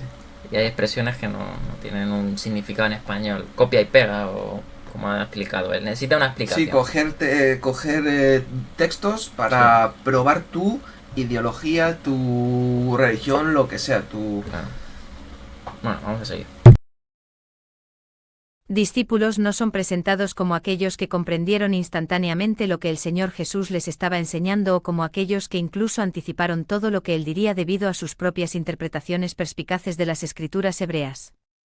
Por el contrario, se les presenta constantemente por un lado como apegados a Jesús y por otro, como muy lentos a la hora de aceptar el hecho de que el rey mesiánico prometido sería también el siervo sufriente. Aquí me voy a detener porque eso es lo que he hablado de Juan el Bautista, ¿no? El que no lo haya visto en el canal, que vaya, bueno, que lo subiré más adelante en mi canal, porque estoy subiendo todas las enseñanzas de Mateo, pero puedo ir al canal Beneición de la congregación y ahí hablo en Mateo 11, cuando Juan está encarcelado, ¿no? Los comentaristas hablan de que Juan tenía posiblemente, como dice aquí, tenían interpretaciones perspicaces de las escrituras hebreas, ¿no? Tenían un modelo de Mesías, ¿no? Por ejemplo, posiblemente Juan el Bautista tenía en su modelo, pues como hace Sí, alusión el que va a destrozar, el que va a Roma y todo destrozar eso. a, pues tiene como dice, la hoz en la Los mano, ¿no? textos que te molan, o los que crees, pero es que hay más, ¿no? Claro. Que le tenían apegados como un rey mesiánico, una figura de rey, pero como dice que también sería siervo, ¿no? Siervo Claro, sufriente. Entonces, claro. esa parte a lo mejor no les encajaba tanto en la figura mesiánica, ¿no? Claro. Por eso muchos le... Algunos inventaron dos mesías, claro. claro. Entonces, por eso quería detenerme porque es una verdad, ¿no? Y de hecho, los mismos discípulos tuvieron que cambiar el mismo moldear Pablo. su ideología, Sí, claro, claro. Eso lo vemos. No o sea, no les subyace. cabía en la cabeza, pero si nos han enseñado esto. ¿Cómo es que que ahora tú dices lo otro? tienes que padecer? ¿Cómo que tienes que padecer, Sí, ¿no? sí, por sí, los sí. ancianos? Si tú tienes que salvar a Israel, a Claro, todos. claro, ¿no? claro. Entonces, bueno. Hay un muy buen libro sobre, ya que estamos hablando del siervo sufriente, que se llama The Gospel of Isaiah 53, Isaías 53, de Darrell Bock y otros. Brutal, muy bueno. Varios académicos se juntan, lo leí en su día, es bueno. Bueno, vamos a seguir con esto. Es interesante. Sufriente el Cordero expiatorio de Dios que sería crucificado, rechazado por muchos de los suyos, y que resucitaría totalmente vindicado por Dios. Sin embargo, una vez que han llegado a aceptar esta síntesis, también insisten, en los términos más enérgicos, en que esto es lo que realmente enseñan las escrituras del Ad. No dicen en efecto, si tan solo pudieras experimentar a Jesucristo como lo hacemos nosotros, entonces disfrutarías de un conjunto diferente de lentes que te permitirían leer la Biblia de manera diferente. Más bien, siguen tratando de demostrar a partir de las propias escrituras que este Jesús de Nazaret realmente cumple los textos antiguos, incluso mientras se ven obligados a reconocer que ellos mismos no leyeron los textos bíblicos de esta manera hasta después de la resurrección, Pentecostés, y el aumento gradual de la comprensión que les llegó, sin embargo, mediada por el Espíritu, como resultado de la expansión de la Iglesia, no menos importante en los círculos gentiles. Esta tensión entre lo que insisten en que está realmente en las Escrituras y lo que se ven obligados a admitir que no vieron hasta bastante tarde en su experiencia les obliga a pensar en el concepto de misterio, revelación que está en cierto sentido ahí, en las Escrituras pero oculta hasta el momento de la revelación designada por Dios. En otras palabras, el mismo Evangelio que a veces se presenta como lo que ha sido profetizado y ahora se cumple, otras veces se presenta como lo que ha estado oculto y ahora se revela. Esta tensión es mucho más común en el Nuevo Testamento de lo que podría parecer por el pequeño número 27 o 28 de apariciones de la palabra griega mistrión. Gálatas y Juan, por ejemplo, están repletos de la noción teológica de misterio, sin que la palabra misterio esté presente. Transparentemente, esta compleja cuestión está estrechamente ligada a las formas en que los escritores del NT citan o aluden al Ad, en particular, lo que creen que están demostrando, estableciendo o confirmando. En ninguna parte hay indicios de que estos escritores traten de restar autoridad a lo que hoy conocemos como las escrituras de Lat. Después de un tiempo, el lector atento empieza a tropezar con muchos casos de este complejo fenómeno y trata de sintetizar las diversas piezas. Una de las ilustraciones favoritas de algunos para explicar este fenómeno es la imagen de una semilla. Una semilla de manzana contiene todo lo que crecerá orgánicamente a partir de ella. Ningún examen a simple vista puede distinguir lo que crecerá de la semilla, pero una vez que la semilla ha crecido hasta convertirse en el manzano completo, el ojo puede ver entonces cómo la semilla se ha realizado. Algo parecido ocurre con la forma en que los pasajes del Lat se desarrollan en el NT. Hay vínculos orgánicos en un grado u otro, pero esos vínculos pueden no haber sido claramente discernibles a los ojos del autor o lector del Lat.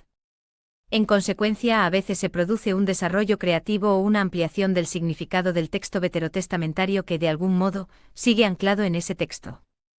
Pero haría falta otro tipo de libro para reunir todas las pruebas exegéticas recogidas en este comentario y darles la forma bíblico-teológica que podría abordar este tipo de cuestiones con mayor agudeza.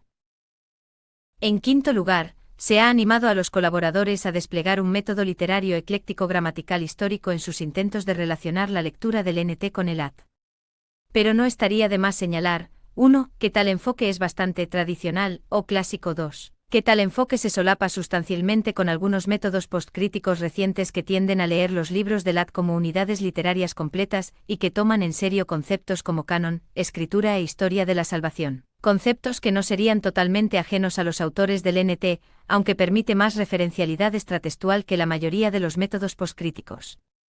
Y 3, que a veces necesitamos recordar que los autores del NT no habrían entendido el Lat en términos de ninguna de las ortodoxias histórico-críticas dominantes del último siglo y medio.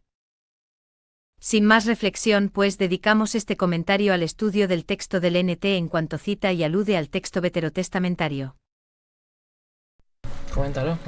Bueno, que, a ver, evidentemente, lo que se llegó a entender después probablemente no fue lo que entendieron en el contexto, ni histórico Isaías en ese momento. siquiera el profeta, ni Israel hace 1000 años, ni hace 1000 años antes de que viniera Yeshua, ni nada de eso. O sea, muchas de estas cosas es como lo que ha dicho, una semilla y se va desarrollando, va creciendo y luego dicen, ah, esto era.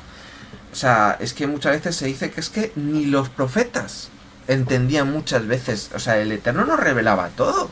Ni a Abraham ni a nadie, ni todos entendieron todo o sea, a lo mejor alguna cosa vieron, no digo que no. Pero de ahí a entenderlo todo al 100%, Dios se reserva las cosas. Claro, hay muchos detalles. De Dios hecho, se reserva las cosas. sí, posiblemente, obviamente tenía una idea, ¿no? Una idea Sí. que también va cambiando, ¿no? Porque Se va desarrollando. Se va Como la desarrollando. profecía mesiánica se desarrolla. Mm. Eso siempre es, o sea, eso es, los estudiantes de profecía mesiánica lo dicen. La profecía mesiánica se va desarrollando, se va dando, ¿sabes? Tú lo ves desde Génesis, que se va dando, se va ampliando. Entonces, bueno, esta es la introducción al libro de lo que es, ¿vale? Ya pasamos al primer libro. Y aquí Craig Blomberg va a hacer una introducción al libro de Mateo, ¿no? Y es curioso porque, claro, surge la pregunta, ¿por qué Mateo normalmente se recoge el primer evangelio, ¿no? Si posiblemente, aunque hay discusión, no fue el primer evangelio escrito, ¿no? Normalmente se atribuye a Marcos. Bueno, vamos a ver la introducción que hace Craig Blomberg y yo creo que lo vamos a dejar con la introducción, ¿no? Porque vamos a dejar quizás las citas, Lo que ellos quieran. las primeras alusiones que van a ver en el evangelio de Mateo, para no hacerlo muy largo. Y trataremos, ¿no? Y aquí aprovecho de que cada vídeo, obviamente en la introducción nos vamos a extender un poquito más, pero dividirlo por secciones, ¿no? Quizás las citas y alusiones en el capítulo 1, comentarlas, las citas y alusiones en el capítulo 2 de Mateo, y así ir haciendo bloques, ¿no? De vídeos y no obviamente abarcando el bloque del tiempo, sino tratando de hacerlo organizado. Entonces vamos a ver la introducción que hace Craig Blomberg, que es otro pues académico del Nuevo Testamento, ¿no? Tiene muchas obras, de hecho hasta tiene un comentario de Mateo, por aquí lo tengo, de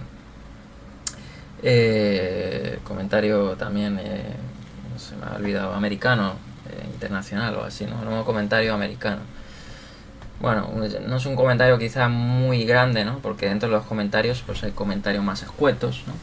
Comentarios más superficiales a diversos niveles, ¿no? Pero, Craig Blomberg tiene muchas obras en el Nuevo Este Testamento. es como un poco como histórico de Jesús y de eso, ¿no? Un poco como su tema, ¿no?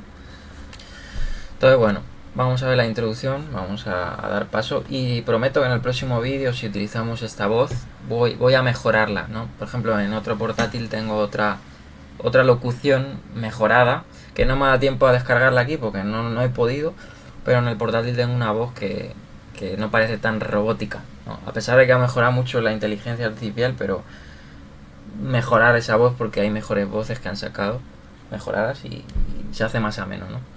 Porque suena un poco robótico. Bueno, vamos a ver la introducción y yo creo que lo vamos a dejar ahí. Lo que ellos quieran. Sí, yo creo que sí. Votar. Bueno, vamos a ver la introducción que hace Brumley. No es muy grande, o sea, las introducciones van a hablar un poquito, ¿no? Quizás son 1 o 2 páginas. No es mucho más. 3 páginas o 2 páginas. Pues vamos a ir también a comentarla, ¿no? Veterotestamentario. Matthew. Craig L. Blomberg. Introducción. Las escrituras hebreas, o Antiguo Testamento cristiano, impregnan el Evangelio de Mateo. Aproximadamente 55 referencias resultan lo suficientemente cercanas en su redacción como para que los comentaristas las etiqueten normalmente como citas, en comparación con las aproximadamente 65 de los otros 3 evangelios canónicos juntos. Una veintena de estos textos son exclusivos de Mateo. 12 veces habla Mateo explícitamente de un pasaje o tema de la Escritura que se ha cumplido. Además de las citas explícitas, se pueden discernir numerosas alusiones y ecos de la Escritura en cada parte de este Evangelio, aproximadamente el doble que en Marcos, Lucas o Juan. Prácticamente todo énfasis teológico importante de Mateo se refuerza con el apoyo del Antiguo Testamento, a menudo mediante la adición de segmentos de textos a las fuentes que Mateo empleó, sobre todo Marcos. Las razones de la omnipresencia. En plan, el tema de fuentes, como Dani muy bien sabe que lo ha estudiado algo, probablemente el que más de la congregación, hay muchas ideas, ¿vale? Que si uno tomó a otro, que si el otro tomó a esta fuente, que si el otro tomó, que si existe el Q, que si... es un debate que solo Dios sabe, yo creo. Pero, bueno, ahí está, hay que saberlo, a qué se refiere y ya está. Sí, se me había olvidado poner el texto, perdona, aquí en el Bloomberg. Es interesante, ¿no? Porque, no, tú has hablado antes de las profecías mesiánicas, ¿no? Si quieres pon luego el libro ese de las 73. Sí. Porque... Aquí está hablando de citas, ¿no? De citas y atribuye, según los expertos, ¿no? A citas de cumplimiento o citas también de tipológica, ¿no? Porque hay muchos tipos de cumplimiento, ¿no? Ahí está hablando de profecía directa, ¿no? Claro, que no me digas que son 300. Porque es que se van a reír De de hecho, ti. lo va a hablar ahora. El que no crea es que se va a reír de ti con razón y en vez de ayudar a Dios, no le vas a ayudar. No vas a ayudar a nuestra fe en Yeshua. Van a decir, mira los locos. Y van a tener razón en eso. Y es curioso, Mateo está cargado de alusiones y citas y ecos, ¿no? Posiblemente, y te lo va a explicar ahora, Mateo al ser judío, ¿no? Etcétera, a su público más judío, más escritural, ¿no? Sí, José, Josué... más familiarizado con la escritura. El de Yom Kippur, o sea, lo que quieras decir, pero ya quizás no es una profecía, ¿me entiendes? No es una alusión o lo que sea, ¿no? Un secretillo, llámalo X, no sé. Bueno, vamos a ver porque se me ha traspapelado. Creo que aquí las razones. Sí. Vale, vamos a seguir y comentamos.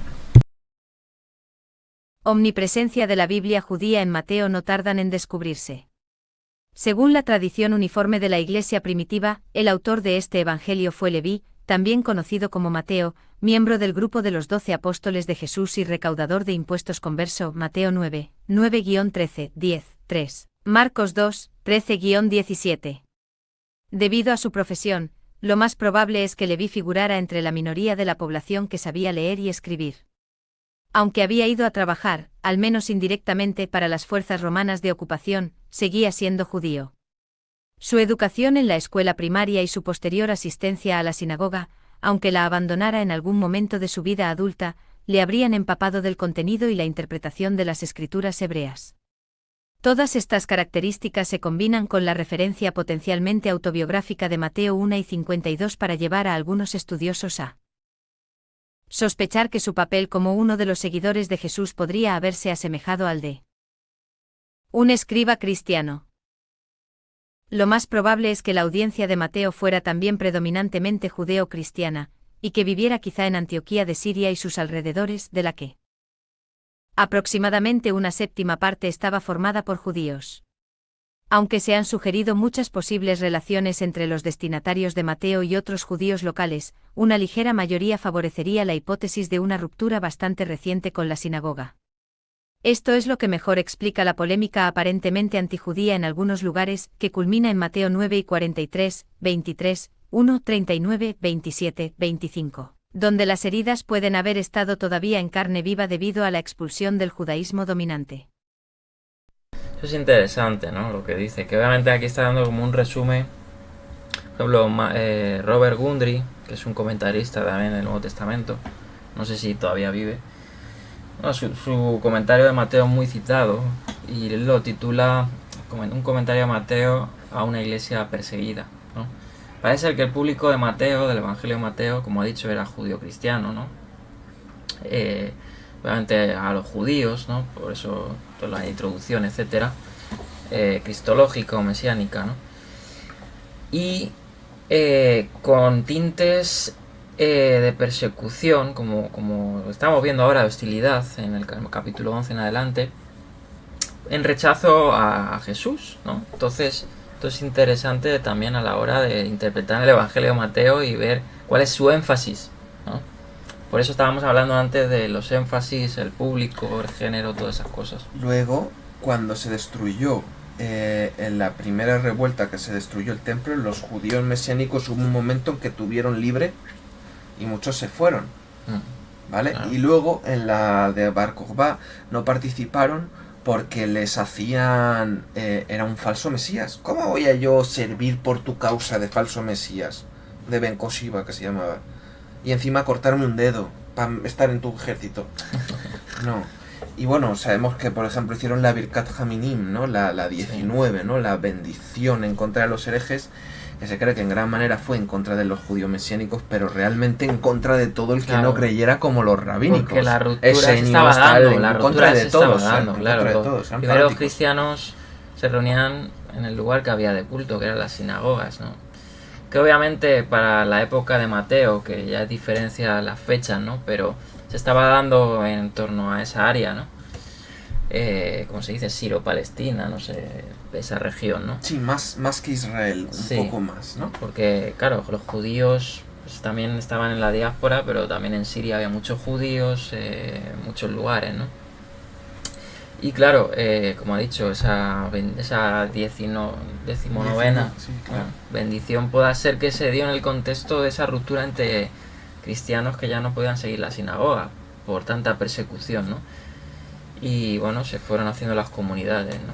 Y para delatarlos, y también en contra de otros grupos. Claro. Una cosa interesante que se dice es que haya dicho que asistió a la sinagoga y luego ya no. Se dice que había varias purgas. Si a cierta edad no eres muy bueno, un poco más. Si no eres muy bueno y sabes tal, un poco más. O sea, para que imaginemos lo que sabía Pablo. Que Pablo se sabía el Torah, el Tanaj, o sea, te sabía decir, si no él no hubiera llegado a lo que tal. Era un doctor de doctores, era un cerebro.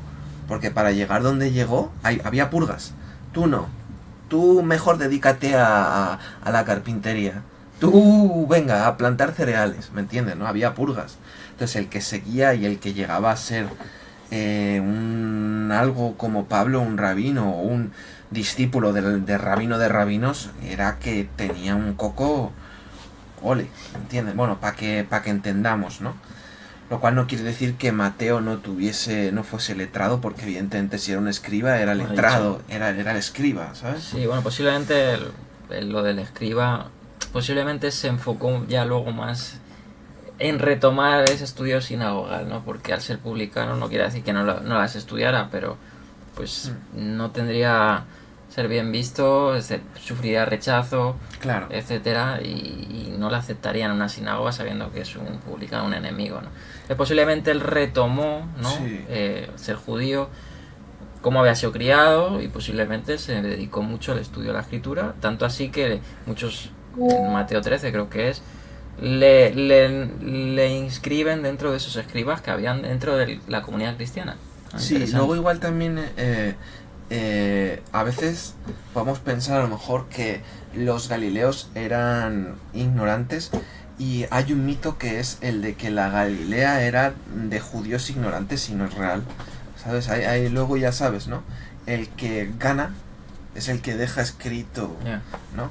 Y en Galilea también había estudio y grandes sabios, y cuidado, que eso de Galilea ignorante, bueno, eso es una tontería en parte de algunos fariseos, ni siquiera de todos. Bueno, pues vamos a seguir. Estamos de esa ruptura o esas, ¿cómo se dice? Recientemente estaban teniendo hostilidad en carne viva, ¿no? Como dice. Entonces vamos a seguir, Dominante. Al mismo tiempo, los cristianos judíos seguían apasionadamente preocupados por seguir intentando convencer a sus familiares y amigos íntimos no convertidos de que Jesús era el Mesías judío y de que seguirle era la forma de constituir el nuevo Israel verdadero o liberado. Así pues, Mateo podía subrayar simultáneamente las etapas exclusivamente judías de la misión de Cristo 10, 5-6, 3 y 24. Describir todos los vínculos con las escrituras judías y destacar categorías teológicas claramente judías en sus énfasis redaccionales, como Jesús como hijo de David y rey mesiánico, y el discipulado como práctica de una vida recta como cumplimiento de la ley. Incluso la ubicación canónica de Mateo pone de relieve sus vínculos con las escrituras judías. Aunque una persistente tradición de la Iglesia primitiva sostiene que Mateo escribió algo, probablemente una colección de dichos de Jesús en hebreo o arameo, la mayoría de los eruditos coinciden en que el Evangelio terminado de Marcos es anterior al de Mateo. Algunos testimonios patrísticos apuntan también a esta conclusión.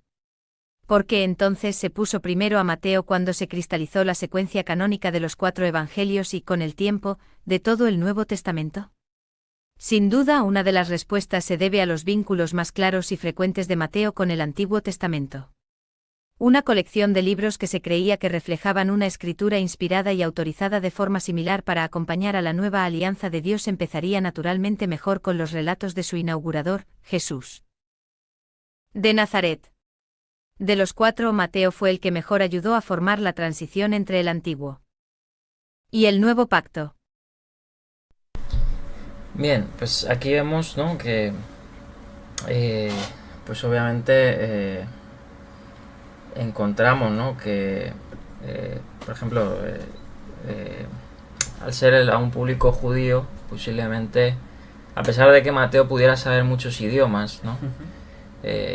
Al ser publicano, ¿no? Y tener a lo mejor una enseñanza, que posiblemente, dado su público y siendo judío, él escribió sus dichos en el oráculo, como dice Eusebio, ¿no? La lengua, ¿no? Que estaba en ese momento, o sea, hebreo, arameo, ¿no? Y bueno, surge ahí la pregunta, ¿no? Si realmente el Evangelio de Mateo, bueno, el Evangelio que tenemos de griego es igual que el de Mateo, ¿no? Y ahí hay muchas discusiones, ¿no? Por ahí surge, más tardíamente, un documento de Sentov, ¿no? El Mateo Sentov, que incluso, bueno, muchos lo rechazan, pero incluso en la academia se contempla, ¿no? De hecho, Craig Evans, por ahí tengo un curso de Craig Evans que habla un poquito de eso, y lo tienen algunos como a tener en ojo que no hay que rechazarlo muy rápidamente, ¿no? Claro, porque dicen que es medieval y no es verdad, porque hay un trasfondo que se ha visto que concuerda con algunas lecturas de algunos papiros antiguos, o sea, que no que sea, ya está, este es el original de Mateo, pero tiene algo por ahí detrás. Lo que pasa que con el Sentov era uno que no creía en Yeshua y era un polémico, un polemicista o como se llame. Entonces era a lo mejor, pues no va a creer en Yeshua y le va a meter ahí un comentario, ¿me entiendes, no? No muy agradable a lo mejor, Ya. pero sí, y hay libros sobre ellos o que analizan lo de el Hebrew Gospels y demás. Bueno, eso... Craig Evans también lo analiza en Jesus and the Manuscripts, ¿vale? Un buen libro. Sí, bueno, también. aquí Muy global el libro, muy Aquí bueno. en este curso, que los evangelios y la pedagogía en la antigüedad, si alguno lo quiere adquirir, eso está en formato logo, ¿no? Pero ahí te va a dar ciertas razones del Mateo de Sentov, ¿no? Por ejemplo, se evita el nombre de Dios, ¿no? Porque los judíos trataban de evitarlo, ¿no? ¿Qué más habla? Bueno, algunas lecturas Sí. antiguas que han encontrado, ¿sabes? Que no habla mal del... Bueno, es que lo tendréis que... Porque, claro, es aquí explicar, ¿no? Pero tiene algunas cosas dignas de oír, ¿no? Pese a eso, interesante lo que dice, ¿no? Y ahí hay una discusión, porque algunos dicen que posiblemente la fuente de Mateo no sea Marcos, ¿no? Algunos discuten eso, que sea un proto-Mateo, ¿no? Ese Mateo hebreo. Lo Es que que se no todos denomina... creen en la fuente Q. Claro, o algunos o la fuente de asocian, fuentes, o algunos no la, todos creen o en algunos eso, la o que asocian, había más. sí, o algunos asocian el Mateo hebreo con la fuente Q también. Pero bueno, eso de la Q, bueno, eso es un debate inmenso, ¿no? Es una hipótesis. posibilidad, claro, una Sí. hipótesis. Entonces bueno, vamos a seguir para terminar y ya vamos a cerrar, que queda ya queda menos. Estamos en a veces. Dale. Pacto. A veces se oye a un apologista entusiasta citar las más de 200 profecías del Antiguo Testamento que el Nuevo Testamento enseña que se cumplieron en Jesús. Entonces se utiliza una minúscula probabilidad matemática de que todos estos acontecimientos coincidan al azar en la misma persona para probar el mesianismo y la deidad de Jesús. Se ríe. Eso es lo que hemos comentado antes, ¿no? Que bueno, que algunos citan esa estadística, ¿no? Esa matemática de 300 citas, profecías que cumple Jesús. Bueno, no son todas profecías, obviamente, ¿no? Directas. Ok, montar en un asno, pues dime tú, que no podía montar en un asno mucho más. Y lo que haría peso sería todas juntas. ¿Entiendes lo que te quiero decir? Pero va a haber distintas interpretaciones y va a haber de todo. Y si quieres decir 300, pues hombre, no estás siendo muy honesto. Claro que a veces hacen un poco de daño, ¿no? Para probar, como dice el mesianismo y la edad de Jesús, se utilizan pues ciertas citas como profecía cumplida, pero pues no son exactamente profecía de cumplimiento como a veces lo denomina Mateo, para que se cumpliese la escritura. Sí, porque a veces nos pensamos que estamos, buah, esto es, nadie me lo va, irrefutable, ¿no? Y tú le vas a un crítico que sepa el Tanaj y que no lo interprete como tú y se ríe de ti, es irrefutable. Entonces tenemos que estar bien... Sí, una mente abierta en ese Claro. sentido, pero tampoco escéptica, que todo ya... No, claro, eso no, pero bien, ¿no? Pero Es hay que aprender saber de la- categorizar Claro. profecías de cumplimiento con alusiones, con citas indirectas, puede ser paráfrasis o métodos midrásicos, ¿no? O peser, no sé cómo se dice. Sí, pues era aplicarlo ahora. Aplicarlo. Y bueno, Sí. más esos tipos de categorizaciones, ¿no? Bueno, era simplemente para comentar lo que había desmentido, ¿no? Ah, bueno, Esa parte. pon el libro si quieres, el que te analiza, este experto que te analiza... Eso está en el Telegram, ¿no? No. Bueno, sí, también, pero tendrás que mirar el nombre del libro, que te analiza las profecías Ahí no está. y son 73 según él. Ya no son 300. Sí, es este, ¿no? Sí. Vamos a verlo aquí. Bueno, este es el libro que habla, ¿no? Aquí. Sí. Bueno, Entonces, bueno, ya este experto te está diciendo, a ver, tranquilo. No quieras ver ¿qué es la fuente una de madera, Cuperunda? ahí es Jesús. Una gota de sangre, también. Y eso, bueno, a veces con buenas intenciones, porque está claro que no es con mala intención, pues quizás nos emocionamos, ¿no? Nos pasa a todos, ¿no? Pero pues es mejor, si ya lo sabemos, pues no hacerlo. por aquí preguntan qué es la fuente. Bueno, obviamente se puede hablar mucho de eso, pero para resumírtelo, Q es una hipótesis, que creo que en alemán significa Quelle. Quelle, ¿no? Que es fuente, ¿no? Sí, sí, sí. Y es como la fuente de donde tomaron los que escriben los evangelios, ¿no? Para plasmar los dichos de Jesús, ¿no? Entonces, parece ser que todos tomaron una fuente, ¿no? o diversas, pero sobre todo de algún sitio llegó, ¿no? Las palabras de Jesús. Y por eso hay esa hipótesis de que hubo un registro, una fuente anterior, ¿no? Y de hecho Lucas habla de que consultó muchas fuentes, ¿no? Para hacer su evangelio, y en Hechos también habla, ¿no? Entonces de ahí sale, y también de más cosas. El que quiera saber más, que vaya a un diccionario. Por eso son importantes los diccionarios, ¿no?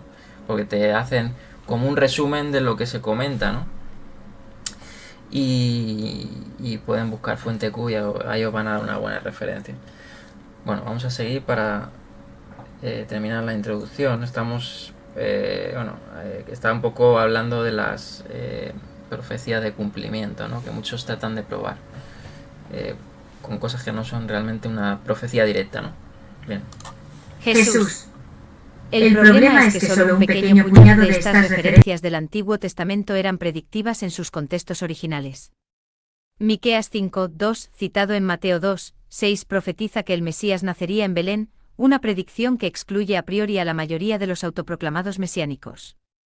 Pero Os 11:1, citado en Mt 2:15, ni siquiera contiene verbos en tiempo futuro, declara un acontecimiento pasado: de Egipto llamé a mi hijo. En el contexto, el profeta se refiere a Israel colectivamente como hijo de Dios y recuerda el acontecimiento del Éxodo. Pero como aclarará el comentario texto por texto que figura a continuación, Mateo sigue aquí las formas habituales, de hecho, bastante conservadoras, de la tipología judía al interpretar las Escrituras. Las pautas clave de la actividad atribuida a Dios se repiten en patrones llamativos y discernibles, de modo que el creyente solo puede afirmar que la misma mano de Dios actúa en ambos acontecimientos. La apologética es más sutil que con la profecía directamente predictiva, pero no menos persuasiva. Algunas partes del Nuevo Testamento citan el Antiguo Testamento principal o exclusivamente a través de la Septuaginta, la traducción griega de las Escrituras hebreas que data de aproximadamente 200 años antes de Cristo. Mateo también lo hace en muchas ocasiones, sobre todo cuando sigue en gran medida sus fuentes, Marcos y Q, material que se encuentra tanto en Mateo como en Lucas, pero no en Marcos. Pero con la misma frecuencia sigue su propio. Ahí vemos, por eso está la otra hipótesis de que no solo tomo de Marcos, sino también de Q, porque hay cosas que Marcos no registra, que Mateo sí, o Lucas, y de ahí pues sacan que hubo una fuente primigenia a ellos, ¿no? Pero bueno, pues eso simplemente para comentarlo. Propio camino en momentos clave, reflejando una traducción más literal del texto hebreo o adoptando una variante hebrea o aramea que se había desarrollado en la tradición judía. A menudo es difícil determinar si estas variantes proceden de fuentes escritas o de la tradición oral, y cuando, en lugar de ser una traducción de nuevo del propio Mateo. Pero las variaciones en la forma sugieren que no depende simplemente de sus predecesores en lengua griega. Dado que ya hacia el año 60 después de Cristo, la fecha más temprana probable para la forma acabada de Mateo, el cristianismo en todo el imperio había llegado a ser más gentil que judío. Tales rastros consistentes de orígenes hebreos solo pueden inspirar confianza en que Mateo se basaba en información precisa o en una interpretación cristiana muy temprana. Con estos comentarios introductorios pasamos al comentario propiamente dicho. Los segmentos del texto que no contienen citas explícitas del Antiguo Testamento se examinarán en busca de las alusiones o ecos más probables, que se presentarán brevemente. Cuando surjan citas más claras, iremos más despacio y adoptaremos el formato de análisis en 6 partes. Contexto. Vale, esto es muy importante, ¿vale? ¿Y por qué? Porque de esto vamos a tratar, ¿no? Como ha dicho aquí Bloomberg y los demás, ¿no? Algunos van a hacer énfasis en otras cosas, en otros detalles, ¿no? A ser sus expertos también en más campos, ¿no?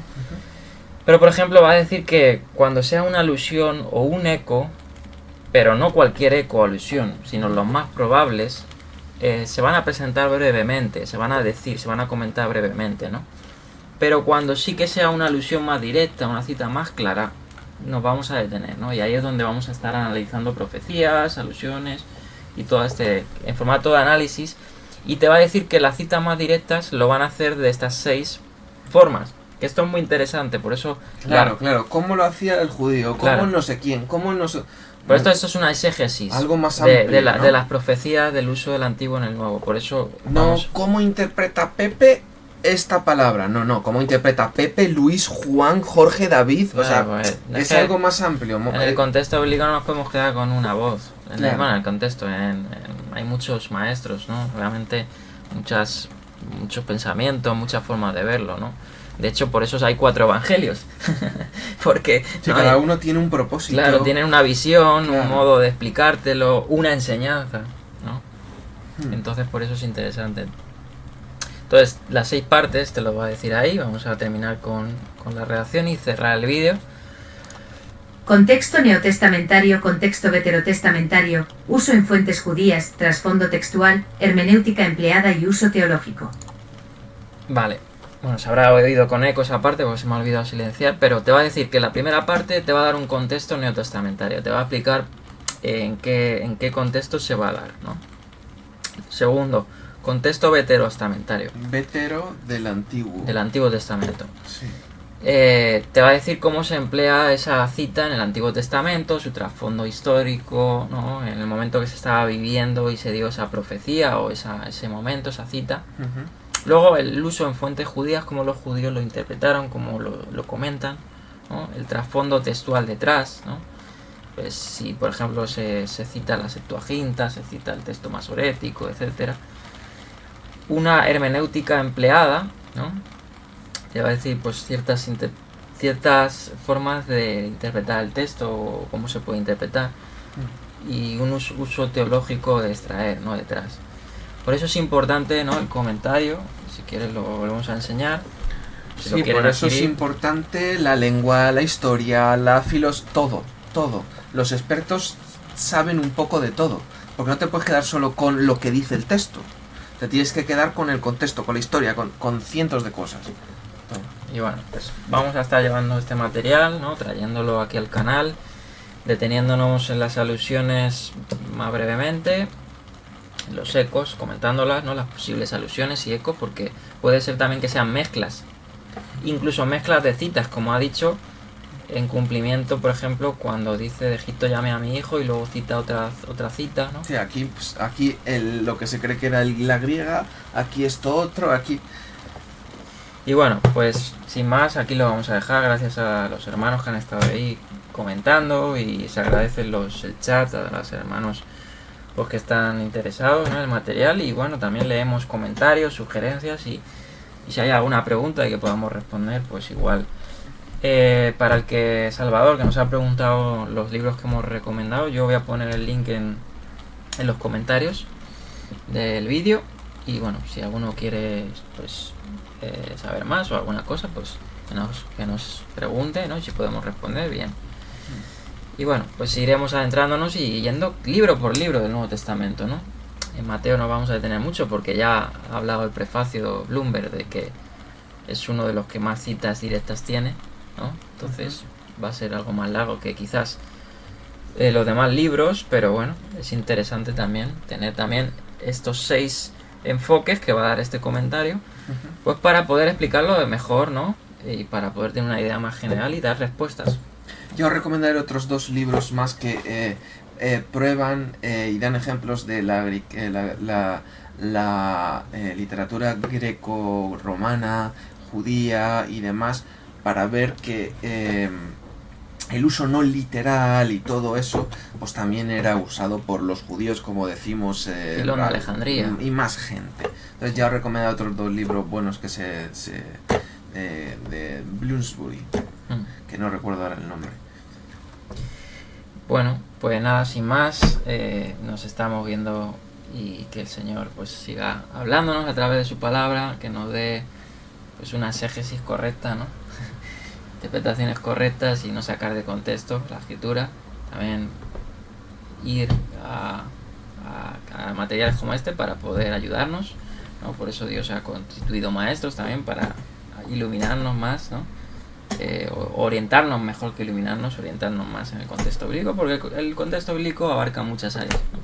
Historia de interpretación, historia de la interpretación, muchas cosas.